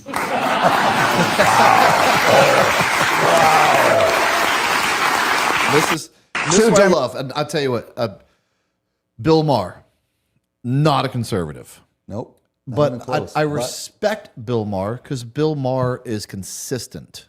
It does seem like he does care about the truth, and does seem like, does care about logic. I can have disagreements with guys like Bill Maher all day long, and respectfully, because he's consistent. And something else. On the WNBA one, it was Stephen A. Smith. We kind of cut it off short after the female head coach talked about it. He went on a rant for about a minute and a half. You're losing guys like Stephen A. Smith, not a conservative, to be like, hey, this is crazy. This is women's sports. I'm telling you, the pendulum, it's not swinging fast enough, but people are waking up. People are saying, hey, enough. Yeah. Enough. I think there's a natural order to things. When the pendulum swings too far to one side, it inevitably enjoys some pushback from the populace until it swings back toward the center. Mm-hmm. May not be ever perfect, but I think people do get to the point where they've had enough eventually. I just don't know where that line is, because I'm like, come on, everybody. Yeah, I know, and I'm impatient. So, Drew, the poll, how's the poll doing? Oh, let's see. Do the people care about Wednesday night or Thursday night, or they just... It's 62% yes, 62%. Okay. Yes. All right. Let's go back to Super Chats real quick. All right, Super Chats. Just another 11 Bravo says, and thank you for the love, my man, for the C note. Aloha from Illinois. We got bamboozled on the NFA fun. Pritzker sucks donkey balls. So Pritzker's the governor and is, even though Trump, made a lot of things legal and constitutional or something like that, Pritzker's doing AR bans and all kinds of other bans. He's talking about he's talking about the suppressor thing that happened last night with the silencer shop. They all became basically a regular firearm now. Really? Yeah, so you don't have to do the Form 4 anymore. So now it's just like buying a regular firearm. A suppressor is like buying a firearm. Correct. That's crazy. Same with SBR. So SBRs also fall under the same category for 47 states that they're allowed. But the problem is they're still Get it closer in the mic. They're still underneath the Firearms Act or something like that. SBRs are not on that list. All right, we'll let the firearms guys fight it out. And the governor's doubling down on the AR ban for the state. So, all right. Let's see. Randy Magnum 1969 says, "Don't worry about Drew's hair. The amazing Tucker genetics will bring back the locks of awesomeness." Closing song, "Rattle the Bones" by Shunned at a Funeral. All right. For $20. Speaking of locks, Brent's hair is the one getting long now. Looking pretty good back there. I have party in the back. I have curly hair naturally, which you don't. Nope. So it takes my hair a lot longer to look long because it starts curling and it just takes forever. What would be pretty amazing is a fro.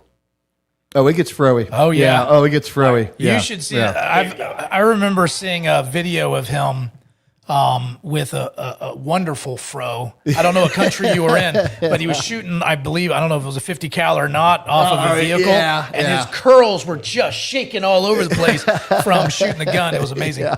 Tactical fro. Love it. Let's see.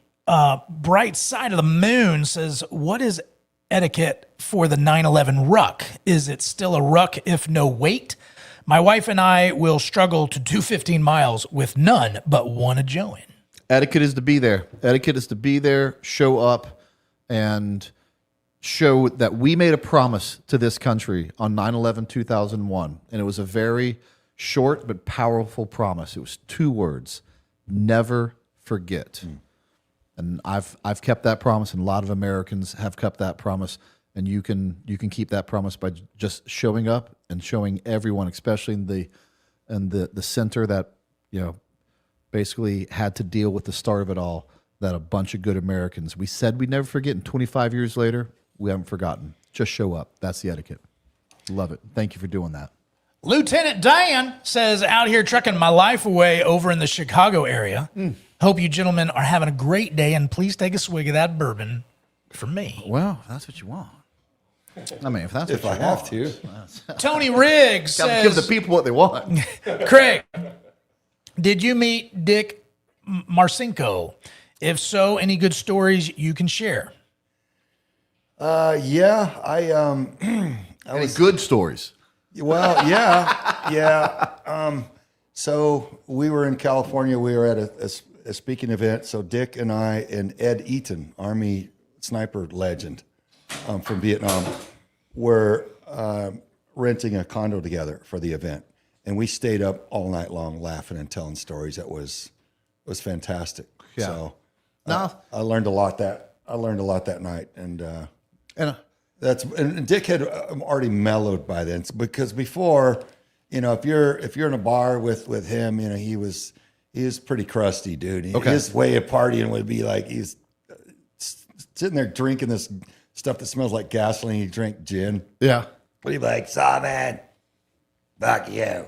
and I'm like, "Okay, Dick. Yeah. Okay."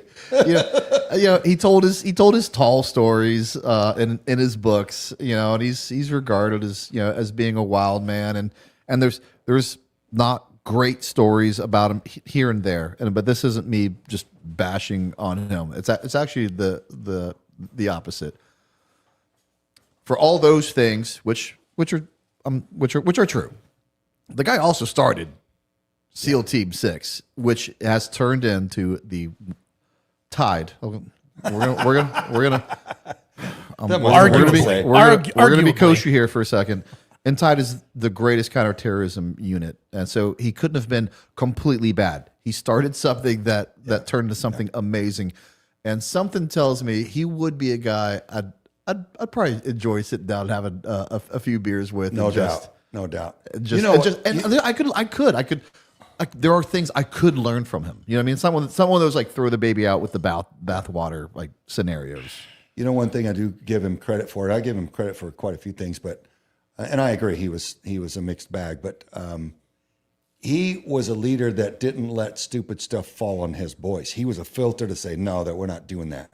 Mm-hmm. My guys aren't even going to hear about this. So there were some other things later that I wish we had leadership like that. That's right. Stop from falling down on us because we ended up doing some stupid stuff. And there were some men better than him that couldn't even get that simple truth of leadership right, and he did that right.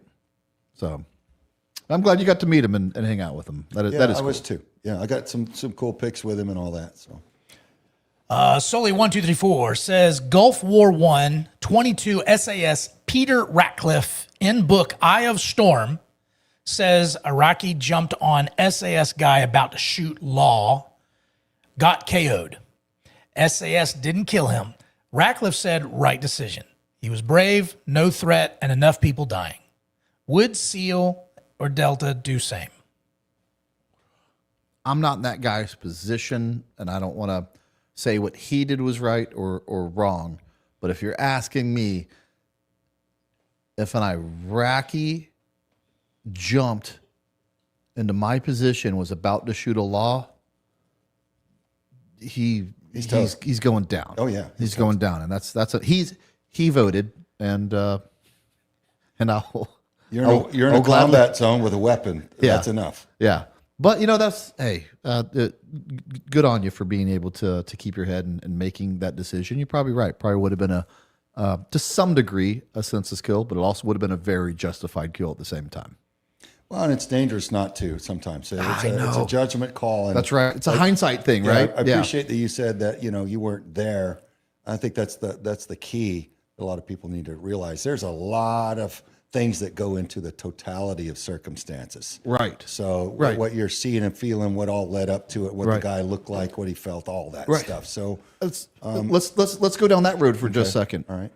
He may have been traveling for days in this war and just watching convoy after convoy that our American air power decimated, and just seen a bunch of death and decided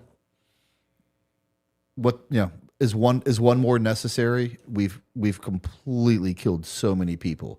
There's a little bit of the totality situation where his mindset would have been different than just throwing me in that scenario, like right then, right there. Like that, I could understand those human emotions. Or if he was a really young soldier, a really old man, he jumps down and he's like, "Oh, you got me!" And he's like, "Hey," and he drops it. Right. There's no glory in this kill. Get out of here. Right. Or something. But it's that's it's a good point. Call. That's a good point. Call. Yep. But if you're not careful, you'll turn people loose, and they'll go get the others, and they'll come back and get you. Yeah. Glaucoma 420 says, "Thank you, Craig. It was an honor to serve with you." Right on. Right Wing Nut says, "Thank you for coming on, sir. Was Kevin Holland in Dev while you were there? Thank you for your service, all of it." Got a good story about that. Yeah. He was. He went through selection with me, and we ended up on the same sniper crew for a while. And we used to go bow hunting a little bit together. So he still loves the hunt. So loves the hunt. Great guy, and is active in your same space.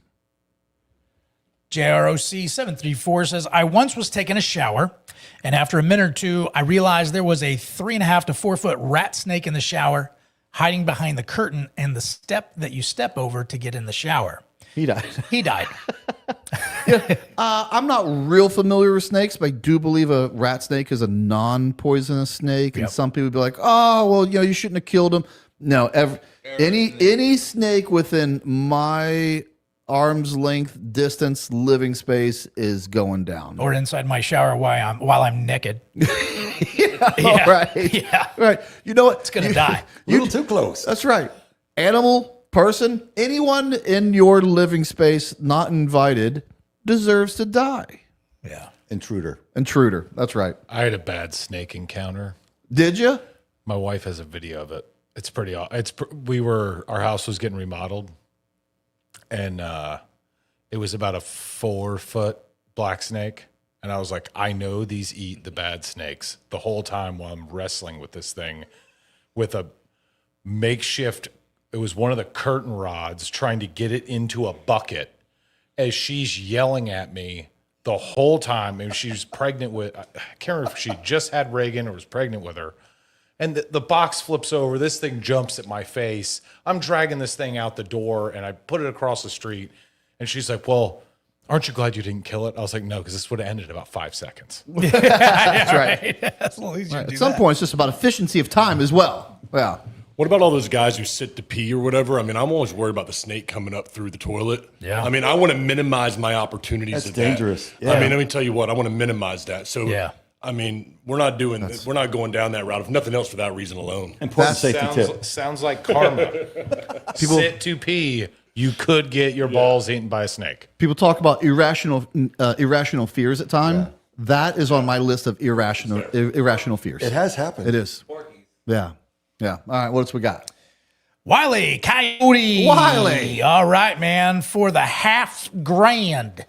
Come on, brothers. We've all pulled our taint. Seek out and unalive all traffickers. Sabbath behind the wall of sleep for the outro. Right. So 500 for behind the wall of sleep. Black Sabbath, I guess. Behind the wall of sleep is where all of those people that do things to children should go. Belong. So that's Right. an appropriate that. song. Let's put them there. All right. Chicken Wire Canoe says Thursdays are for the He's back. Patriots. He's back. I love that name. Here's to the Fridge Fund. Have football in the background while catching the live. I'm telling you, I'm so excited about, even though I could care less about preseason. Preseason's just, it's not for us. Really, it's for the teams, right? It's not fun football to watch. The highlights are fun. It's fun knowing that football's back. I mean, that part's fun. And so for that aspect, I do love that the preseason is here, because that means real football is right around the corner. Which means Gator football is right around the corner. All right, let's see. Glaucoma back in says, Craig, have you met Tim Ballard or watched the movie Sound of Freedom? Somehow, particularly, that movie was being censored. Yeah, I've met him. We went to meet him when we were filming our documentary Contraland, and attended a fundraiser there in Salt Lake where they were based at the time. And yeah, I think the Sound of Freedom, I think that shook a lot of people awake on the nature of that crime. And obviously the corrupt status quo don't like for that kind of groundswell of public revolt against that type of a criminal enterprise to be allowed. So it doesn't surprise me that they would censor something like that. I mean, when I founded Vets for Child Rescue, everything we've done has been censored. I mean, I could go on all night about big tech deleting our accounts for no reason, disabling hashtags that have to do with child safety, on and on. I've lost over 500,000 followers just on different platforms when they're just deleting my account with no reason. Well, it's because they're in on it. Yeah, well, like it's back to your Soros thing. It's back to the I'm not going to get on the soapbox and act like the guy with the tinfoil hat, but let's get real. Well, they think, when it happens 700 times in a row, it's not a coincidence. Yeah. Well, a lot of these big tech companies, they're based out of San Francisco. A lot of them run by Islamists, which, they believe in allowing sex with children. And so, highlighting this crime is no bueno in their world. So, and they believe in censorship. So they don't want to argue with you. They just want you to be silent. So you shut up because we run the platform. And that's the way that is, unless we do something different here to change it. Real quick, this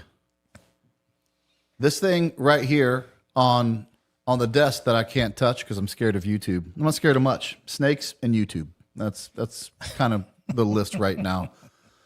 What's the count? 2 more Thursdays away, and we're gonna give it away. So that thing right there, just as you see it, custom sites, red dot/green dot, and the custom paint job with the Tier 1 logo on it. All you have to do is sign up for Patreon. You're automatically enrolled to win. It's no second step. Just join the Patreon, join the Tier 1 community of men who, if you're listening to this, it sounds like you are in the same mindset we are, that truth matters, integrity matters, and we're going to band together and stand for something and push each other. And you can just win free stuff like that. Join the Patreon Tier 1 podcast. Tractor Boy says, Mr. Sawyer, how often do people think your name is Greg? These people with stupid names act like they can't hear Brent isn't 6 foot tall. Any hazing stories? Well, my mother-in-law called me Greg for about a decade. On purpose. Bless her heart. No, she's the sweetest she can be, man. She's adorable, and she's unstoppable. But yeah, for whatever reason, she's from Oklahoma, and the way that she wants to say things is the way that she's going to continue saying it. So it doesn't matter if you offer a correction, because so I was like, okay. I'm Greg. Greg it is. Sometimes you got to own it. Yeah.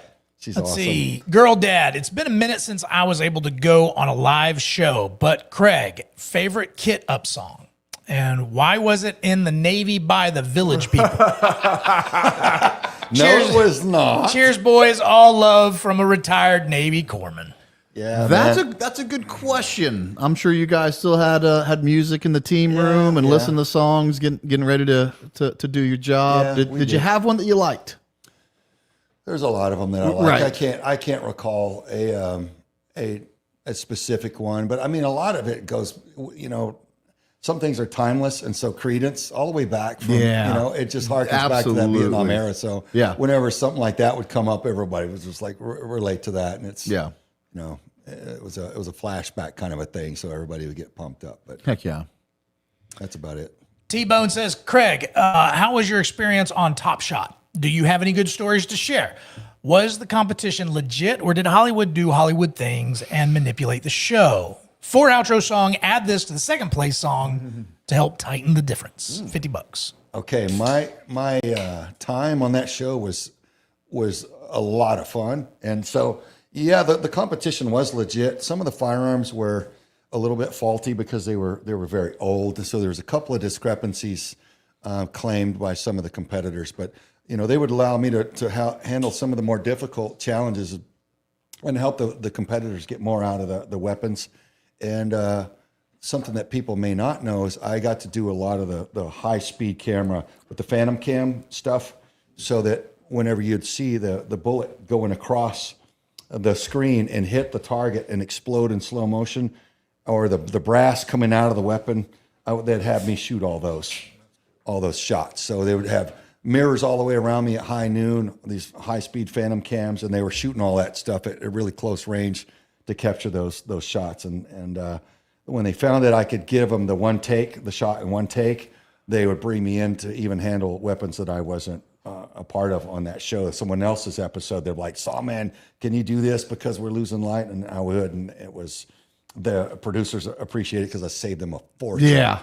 And because I could do it in one take. And one time was particularly gratifying. It was with an M14, and there was a target, and they like, hey, Craig, we didn't get the shots on that, so we need to do pickups. But here's the picture of how they impacted, and here's the number. Here's the number in sequence, and the pattern on the bullseye that we need recreated.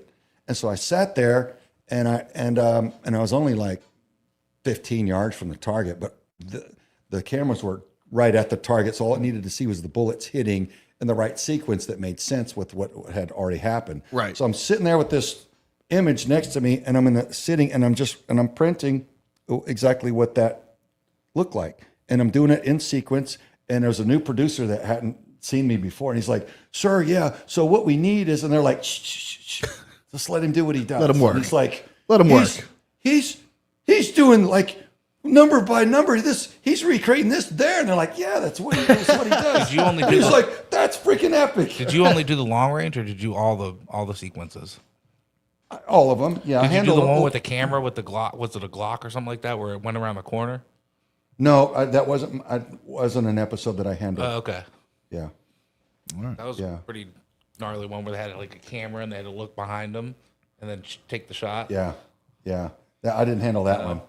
All right, what else, I got to handle Roger? quite a few, but it was fun. Zulu Whiskey says 2 Mount Rushmores in one place. Marika. I don't know about that, but I appreciate it. Randy Magnums, 1969, says, don't worry about Drew's hair. Those amazing Tucker jeans will bring back the locks of power. Closing song, Rattle the Bones by... Yeah, that one's gaining some Shunned at traction. a Funeral. Okay, all right. Drew's gonna try out for the WNBA. Yes. That's why he had his hair. It's going for the butch look. Zulu Whiskey. Can I say that on YouTube? Is that okay? You could say it on this channel on YouTube. I just got to get a colorful Just send it. tattoo on my calf or something. I also need to buy a Subaru. I'm sorry, I'm done. All right, that's it. Keep going, Drew. Keep going. All right, Zulu Whiskey. Hal, what's up, dude? My son hit a few dingers this season with the bat you made him. I love it, brother. Yes. Call me anytime. Love it. That was a cool bat. Solely123 says, would you have lied in an AAR? Rob did. I'm gonna go on a limb and say that you didn't lie in a whole lot of debriefs. No. Okay. I didn't have to. Didn't have to. That's right, because you guys are pretty good at what you do. Yeah, you do what you do, and the results speak for themselves. Yeah. Solely says, how much difference between normal SEAL and SEAL Team 6? That's a good question. And just to preface this real quick, this is going to sound. This isn't an anti-SEAL sentiment. Is what I'm trying to say. It's really a pro SEAL Team 6. I know you guys. I mean, officially, renamed the dev group, but you'll always be SEAL Team 6. I don't think it does you guys a service that you maintain the SEAL name, because you kind of get grouped in as SEALs and you're all the same. When SEAL Team 6 is very, very different.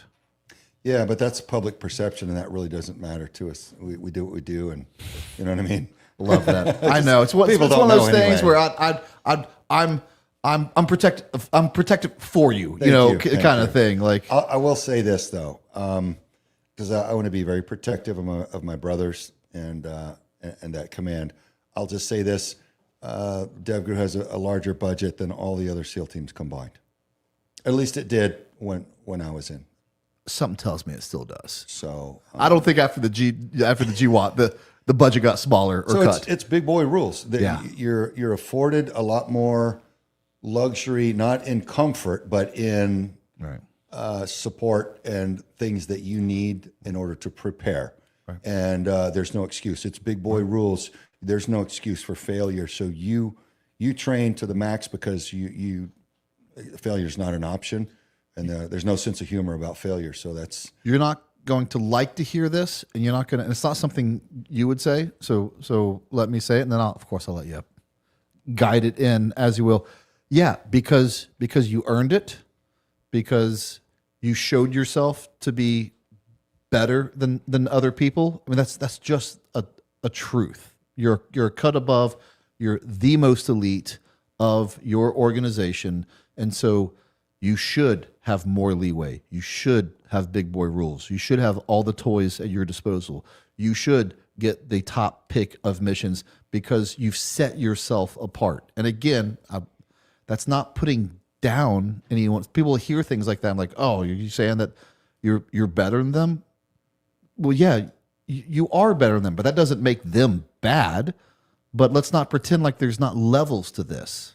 Well, I think if you look at it more as a tool, if you look at a command as an asset, if that asset's going to be called upon for the most difficult tasks, then yeah, you need the guys that are willing to put out to that ability and can and sustain that. And and you need to afford them every available tool and asset to get there. And that's kind of what, for me, that's what it's about. So you're going to be called to do the worst things. And so you'd better be ready. Yep.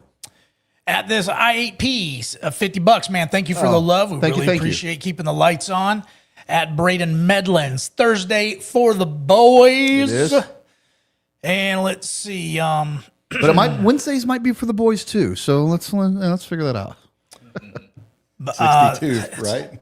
It's not a super chat, but it's some type of chili gift. But the name is awesome. It says Mosquito in Magic Johnson's house. So love the internet. All right. Zulu Whiskey says, Drew, I posted the link to give, send, go. We made Sawman in the comments. Won't let me super chat it. Zulu, please put that in the chats again, and I will pin that link. Put in the chat, the regular chat. I'll be looking for it. Oh, what do you know? Here it is. At Mosquito in Magic Johnson's house. Says, do you guys think the military shot down United Airlines Flight 93 on 9/11, considering the Twin Towers and Pentagon had already been hit? Or are we sticking with the flight crew and passengers disrupted the hijackers' plans? No comment. Yeah, I feel like you would know. So he says no comment. So I will. Can I say a comment? Sure. The debris field was way too big that the passengers took it down. The debris field, but the debris field is 93 was minuscule. That's the one that landed in the Pennsylvania field. Yeah, Okay. that one's every airplane crash has a debris field though. Airplanes are made of paper thin, lightweight, and they break up. It's what they do. Maybe we'll talk about that after the show. Sure. Okay.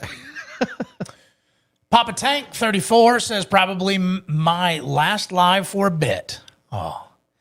Head out to Fort Benning the end of the month. After that, it's up to Fort Bragg, and hopefully I end up winning that funny green hat. Beer money. Marica, I think that's what that's supposed to be there. So thank you very much, Papa Tank. Papa Tank, I rarely ask someone to do this because it feels, I don't want it to seem wrong. And maybe you already are. Will you please join the Patreon so you can keep us up to date on what you're doing and your journey? I am rooting for you. Absolutely. Solely back in says, thoughts on Trump's handling of the Epstein files. 3.5 million paper document. Yeah. It's never enough, for some people, but he did what no one else did and was actually release it. So I'm glad he released as much as he did. So I will give him credit for that. Yeah, I celebrate any progress, but I just there's not enough to satisfy me anymore. It all needs to come out. I don't have any remorse or mercy on any of these. Yeah, I think it all needs to come out like now. Yeah, and if this is going to tear down institutions, then let them fall. Be it. Let it burn. So be it. Then this institution needed to be replaced anyway. Yeah. When it comes to kids, burn the ships. Like it doesn't matter who gets hurt. If that shouldn't be anyone's concern. If you went there, I don't care if you went there as a spectator or if you just went there by accident. If you saw what was going on, you didn't say something. Like, I don't know. Why, brother, I do believe we're about to be friends. But and that's, here's devil's advocate, okay? And it's a 3.5 million page document. Is there going to be a place in that document where there's a list that says, here's all the people who abused children, and these are the people that didn't. You know what I mean? It's just not that cut and dry. Just because your name is inside a 3.5 million paper document, that now you're guilty of something, or you even know about something. Yeah, you're absolutely right. You have to have the factual evidence of an actual crime. And just because people mention you in their chatter doesn't make you a criminal. So correct. That's something that I see a lot of people out there. Having been a federal criminal investigator, I'm like, okay, show me the elements of the crime. Well, his name was mentioned and by somebody. Well, he was the president. Of course, people are going to mention the president. I'm not saying, I'm not trying to exonerate him. I'm just saying you have to have the actual crime. And since, by the way, we had one administration literally trafficking children with Health and Human Services and MVM, and nobody's crying about that child trafficking, then I'm sorry, I don't have any patience for you pointing at the other guy who there's no such evidence on. So it's cultural chit chat is what it is. So Glaucoma 420 says DAs and judges that let out career criminals should be charged with aiding and abetting for the crimes the criminals commit after release. There's something has to be done. Yeah. If that person had their way that wrote that, my daughter would not have been abducted and savagely traumatized. Right. Wow. Let that sink in. I'm telling you. NY Babs says 3 Shades of Black. Love it. Love it. And this I8P back in says, can we donate to Vets for Child Rescue? Yes, you can. You can go to a secure link right on our website, v4cr.org. There you go. Heck yeah. Thanks, guys, for that. v4c.org? v4cr.org. Victor 4 Romeo Charlie.org. All right. Let's see. We've got Chicken Wire Canoe back in says, so question about Bluetooth hole punchers. Gas or piston driven? Yes. Yeah, it depends on what you're doing. You know, there's benefits to both for me. So, you know, I was in when we switched over from, you know, essentially the gas M4 to the piston driven 416. And yes, you can show that a piston is, of course, it's not eating where it poops. It's a cleaner system. But let me tell you, all that is true. I never had a problem with my M4. Is one better? Yes. Is it necessary? I'm just gonna say probably not. I've never had a problem with my M4. It was fine for a decade. Did you physically shoot better groups, better this like tangible like from the standard M4 to the 416? No, because no. One thing I'll say about when the 416 came out, it was overdriven. It recoiled like a 7.62. I'm like, this is 5.56. It's whack, whack, whack. I'm like, what this thing's? It's jump around a lot more than a gas operated one. It's one of those things people like nerd out about it, and the data. Yes, that's what the data tells you. But the reality is, it just wasn't necessary. In my opinion, did I dislike the 416? Not at all. Loved it. Had no issues with that. But we kind of replaced something that wasn't broken at the same time. They get screaming hot up front by that gas block. Well, you put as many rounds as we put through guns. All guns get a little hot, a little toasty. The problem is it's a proprietary system, and being in the military, if something breaks, you get a new one replaced real fast. A regular person is not going to be able to do that, and it's proprietary. If it's a DI, a direct impingement gun, you can fix it like that at home. With the piston, you can't. You have to call the company, order a new piston, have it, and they want you to ship the gun back because you can't do it yourself. But with the gun, the firearm that he's talking right there, it's a gas gun. So there's no problem with having to replace and fix parts, and they're readily available. Yeah. The pistons are not. Yeah. Again, if you're paying for it, you're going to pay extra for it. I just don't think the juice is worth the squeeze. Right. Are you wrong? No. Is it needed? I also don't believe so. And how many piston companies are out there that have it figured out? Yeah. All right. What else we got, Drew? All right. Getting to the end here. It says right wing nut says Sawman. 308 or 300 Win Mag? Depends on what you're doing. So, that's the perfect answer. It's like any tool in a toolkit. You know, you reach for what you're going to need for that particular application. I'll tell you, throughout the 90s, we were helping develop the SR25 with Reed Knight Stoner, and we wanted them a little bit shorter, but they didn't have the tech to do that yet. We wanted collapsible stocks. They weren't really inclined to do that yet for those. We wanted 300 Win Mag for a little bit further reach and barricade penetration. Yeah, a little if punch. If he's behind walls or vehicles, we're going to punch through. Yeah. And so we didn't get those, but that's a lot of what drove me to developing the weapon that I did. I'll bring it next time. And you know what I love? Your generation, you guys pushing that and pushing the envelope and asking them to do. They eventually did all that, and my generation got to reap all those benefits that that you asked for. And I'm serious about that. Yeah, thank you, thank you. Well, hey, that's what we wanted. You know, I mean, absolutely. You love your fellow warfighters, and you want them to have the best equipment and be as prepared as you can make them. So that's good news. Dwazi. Dwazi says, I'm off Wednesday, so I can bring over WD-40 for the door. Okay. We got a squeaker. All right, Glaucoma back in, and I do believe this might be the last super chat of the evening so far. Says, what are your thoughts on Sean Ryan doing Ibogaine or DMT and his new view on America and war? Also him being buds with Hunter Biden. He's not buds with Hunter Biden. He gave Hunter Biden a chance to speak, a platform. So it doesn't mean he married him. So you got to give a little, give a little grace there, you know. Yeah. But guess what? If we were like, no, you can't platform that guy, you can't give him an opportunity to speak, then we would be just as bad as the other side. Yeah. Anyone. I just don't believe in suppression of free speech.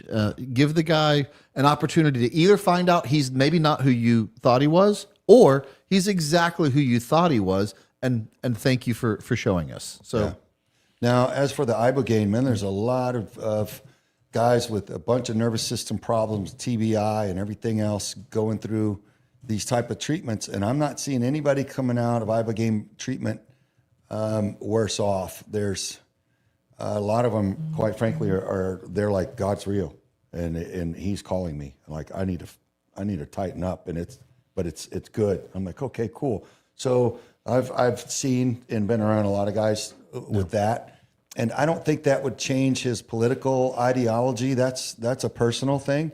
So whatever he's learning with all of his guests and whatever intel streams he's tapping into, I think that's a separate issue. So what I do know about these plant-based medicines is, I would say, I do believe that they open up the veil to the spirit realm, and you got to be careful.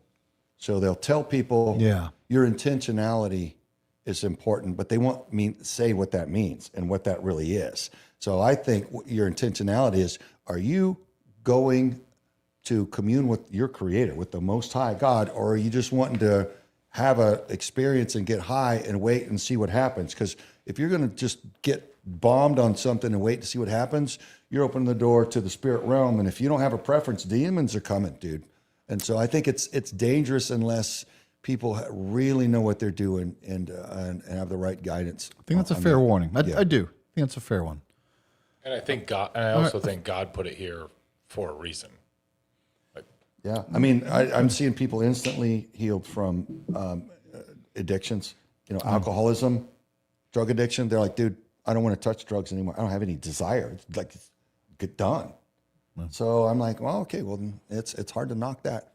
All right, well, if that's our last super chat, this one is Behind the Wall of Sleep by Black Sabbath. And if Magnet hasn't stolen my Bluetooth, we'll be just fine on it. While you guys figure that out, Craig, did you ever see something in the field of going after trafficking that affected you mentally? Oh, yeah. I'll tell you the most painful thing I've ever, I think, tried to process in my lifetime is listening to the adult survivors of satanic ritual abuse who were raised in families or cult groups that did that to them. And it's inhumane. It's absolutely vile. And to know the level of cruelty systematically leveled upon children is, that was painful to hear. And I've interviewed quite a few of them. And it has, you can't help. If you're a human being, you're going to care. Yeah. So don't let the music bother you. Keep talking with the music in the background if you don't mind. That can be a little. I thought that was the outro, like shut up now. No, it's not. It's not. So, but yeah, I mean, and it causes me to care more. Rack Shadow, sorry, Drew, yet to try your favorite on the list for next month. The Prussian Night Owl, taking my sore body to bed. Hopefully it's sore in a good way that you were working out or being active. That would be a good thing. Sandy Go Brian says, Sean recently said he did another Ibogaine DMT trip and he saw hell. He's no longer recommending it. And it's kind of a little bit funny. I'm not saying exactly, but what you said it has merit to it as well. Like, you have to be a little careful. Johnny Onkers says, use my grenade FRCC torch for the first time. Ayo. Drew, give me one of your favorite Bible verses. Jesus is the way, boys. God bless you, fellas. What do you got, Drew? Romans 8:28. All things happen for good for those who love God, for those who are called according to his purpose. That guy gets it. It's my go-to. Seth B and Delta Dad says, what's up? The retired Delta Force dad's son listens to the podcast and make sure his dad's up to date on what the boys are doing these days. Always good. It's small world. Yeah. Always cool to have support like that. Let's see what else we got. David Jeffries just wrote Israel for just no reason. Israel. I don't know. Okay, but I will. I'm like what's his name on Anchorman right now. Like that's my teleprompter. You put it up on the teleprompter, I'll read it. I'm Brent Tucker. Say it right. Glaucoma 420 will always be one of my favorite screen names. Awesome guests. I'll have to follow you. You're on social media as well, I'm assuming. Where else can they continue to follow you, support you, see your content? I'm on pretty much all social media platforms. Okay. So Facebook. Under what name? Craig Sawyer. You know what I'm a little jealous of? What? I mean, your last name's Sawyer. It just begs a cool nickname. Like you almost can't get creative with it. Like, you're gonna be Sawman. Yeah, it happened in elementary school. Stuck with me through high school football, and then that became my call sign. So. Yeah, and not all call signs are created equal. There's some good ones, and there's ones you just got to live with. There's some cheesy ones. Yeah. You got a good one. Around the room, real quick, Patrick. If you were in the military and you had a call sign, what do you think it'd be? Diesel. Nice. That's like a diesel okay. truck. No, yeah, that's a good one. Yeah. I don't know. Sure, and right on the spot, Rick. What would your call sign be? Jizro. That one's already taken. That one's already taken. You have to think of your own. Dick, probably. Yeah, Richard. Dick, probably. Was that the whole call? Dick, probably. Dick, probably. Come up on the team internal. I need to see here over at the breach. Okay, it's a long call sign, but it might work. If it couldn't be magnet, now let's watch the wheel spin. If it couldn't be magnet. In high school, people called me Ninja Man. Ninja Man for short. Ninja. I knew a CAG operator went by Ninja. Gosh, good dude. They used to give. I guess they just gave cooler nicknames back then. Drew, yo, buddy. What would your call sign be? The world wants to know. Well, it'd either be preacher or Brent. Preacher would be preacher. That'd be a good one for you. Probably preacher. No, preacher. I think preach. Yeah, preach. Or just that's Brent's brother. For some reason, I'm surprised Drew's brother didn't follow me the rest of my life. At one point, I thought it would. Let's see if we can find this one here. Shunned at a funeral, rattle the bones. This one's for you guys. All right, Craig, tell us what you've done on recent ops to put PDFs away. What department and states have been doing the most helpful? That's a good question. That's good because they're not all useless. A lot are, but they're not all. And what would donations do to help your team? What gear do you need? Yeah, okay. Lot unpack there, but Texas has done a lot. We're opening up new stuff in West Virginia now. So we've run 5 operations in Texas, 6 operations in Texas already this year. So Texas has been knocking it out of the park.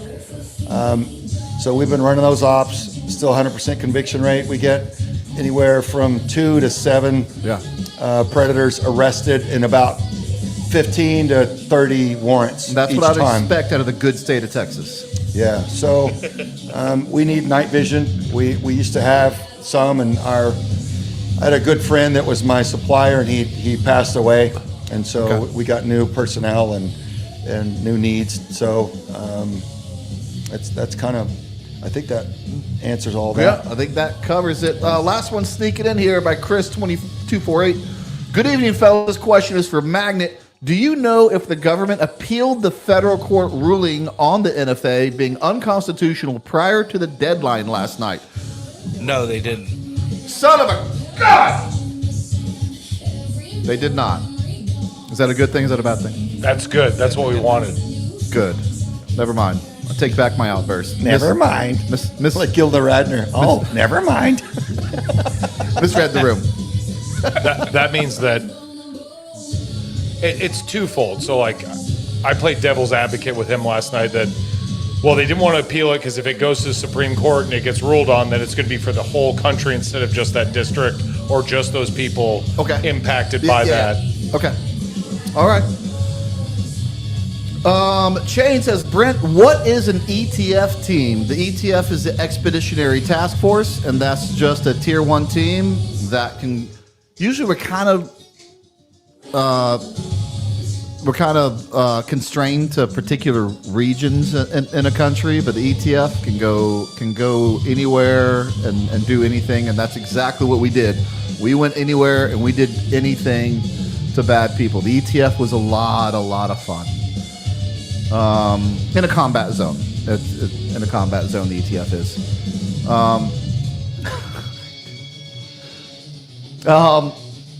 Now, Clock Coma says they didn't, but Michigan is gay and still have to file. Just like I said, you put it up there, I'll read it. T-Bone says, you keep poking the bear with the good state of Texas. Bo is taking receipts. So one of my best friends of the Q course, Darren Beheeler, he was episode 1 for me, 10th group guide. I don't know why I just did the Trump hands. But he's never called it Texas. He always refers to it as the great state of Texas. So to get back at him, I started calling it the good state of Texas. And does it just drive him crazy. And I now refer to it as the great state of Florida. And he knows what I'm doing. He knows what I'm doing. You got to have that. Yeah. Shane says, are they Delta Force? I didn't get the context of that, but what is the ETF team? But yes. I'm assuming those are connected. Someone just retracted that. We'll see what he's going to say. Charlotte, North Carolina needs a shadow governor. I might know a guy. Clean up violent crime and sex trafficking. Absolutely. Either I8P says, I saw on Facebook you did an operation in Fort Gay, West Virginia. Is that real or fake? It's real. And Fort Gay? All the jokes about Fort Gay were from the locals, by the way. We showed up with respect. It was a great op, man. A great police department. We really made some new friends there. Grateful. Awesome. That is the show. As always, we'll go around the horn, and everyone here will get their last word. Patrick Carr from The Patrick Carr Show. What say you? Well, I'll tell you what, man. I'm just really happy to be here with you guys. I'm glad you made it, man. What a great crew you guys are, man. What a great operation. Behind the scenes, I don't know if people get a chance to see behind the scenes, but you guys are the real deal. Behind the scenes, the same people that you are in front of the camera. So it's pretty cool to see. You don't see that all the time for people who don't know how this world works. A lot of times the cameras turn off and people are very different when that happens. It's a pleasure to be able to be here with you guys and see that it's the real deal, both behind the camera and when that light turns on. So thank you all for having me. Man, I appreciate that. Hey, where can people find you to support you and your cause with Fix Orlando? The Patrick Carr Show. If you can't be vain enough, just name a show after yourself. But The Patrick Carr Show. I mean, shit. But The Patrick Carr Show, any platform, YouTubes and Facebooks and stuff like that. Follow us right there. We appreciate it. Absolutely. Rick from How Arms. How Arms, yep. What do you got, man? So, God is everything. He is everything around us. Everyone pray more, because there's a lot of bad people doing bad things, and I hope that justice is found, and those that are seeking God and want God in their heart, all they have to do is He's always there, and look up and feel Him. Absolutely. We'll tease it on the Patreon. We got new Tier 1 shirts. We got a whole new like Tier 1 shirt line that isn't just it doesn't say like that logo Tier 1 on it. We got an actual line of shirts coming out. One of them on the back says "Lift heavy, pray often." Nice. Magnet from Lion Arms. What do you got, brother? So yes, suppressors did get taken off the NFA list, but please bear with your FFL for guidance from the ATF. I get it, you guys. Some people are shooting from the hips and just doing what they probably shouldn't be doing. Yeah. But me, as an FFL holder, I will not do that until I get guidance from the ATF. But yes, I am a suppressor seller. Go check us out on lionarmsusa.com. And again, be very patient with your FFL holder, because they do not want to do the wrong thing for $50. Yeah. And Magnet's always lurking on Patreon. So if you guys have gun questions or more questions about this, go to the Patreon. Magnet, a professional, I'll answer will guide you. any questions you guys have. Absolutely. Thank you. Drew, what do you got? Hey guys, check me out on Sunday evenings live at 7 Eastern time. Truth in the Dark. It's the Bible study every week when most of the time when I'm available. Going through the biblical covenants. You guys, hopefully it'll be value added to your life and your truth journey. Also go to frcc.shop for the best coffee, cigars, and bourbon in the world, at least my world. That's frcc.shop. Guys, thank you very much. Christ is King, and so great to have Craig here with us tonight. All right, you are the guest of honor. Greg, what do you got? Yeah, Greg. Yeah, Greg. Look, I just want to close up by saying that the buffoonery that we're witnessing now worldwide is literally its effects of, you're seeing the after effects of a spiritual war. So if you want to understand what's going on now, if you want to understand what's going on before they tell you on the news and not be surprised ever again, read the Bible, read the book of Enoch, especially compare that with Genesis, and you'll start to comprehend what's happening now. And listen to Yuri Bezmenov and his lectures against what this ideological subversion campaign is all about, because Americans, I find, don't know that, and we need to. It would help you understand the reason why there's all this destructive legislation and everything pushed, and drag queen story hour in elementary schools and all that. So he laid out the playbook. With those things, you'll understand, and you'll be able to resist and fight back. And that's why I say that very important. You got to understand that you're in a war and how it works. So those things will really empower you. So blessings all. And hey, I had a great time, man. So I appreciate you guys. I really do.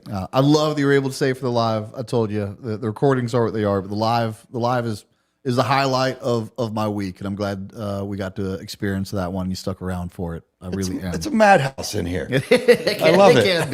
It can be. Guys, thank you so much for tuning in. We will see you next Thursday on the Tier 1 Podcast live show. Right on.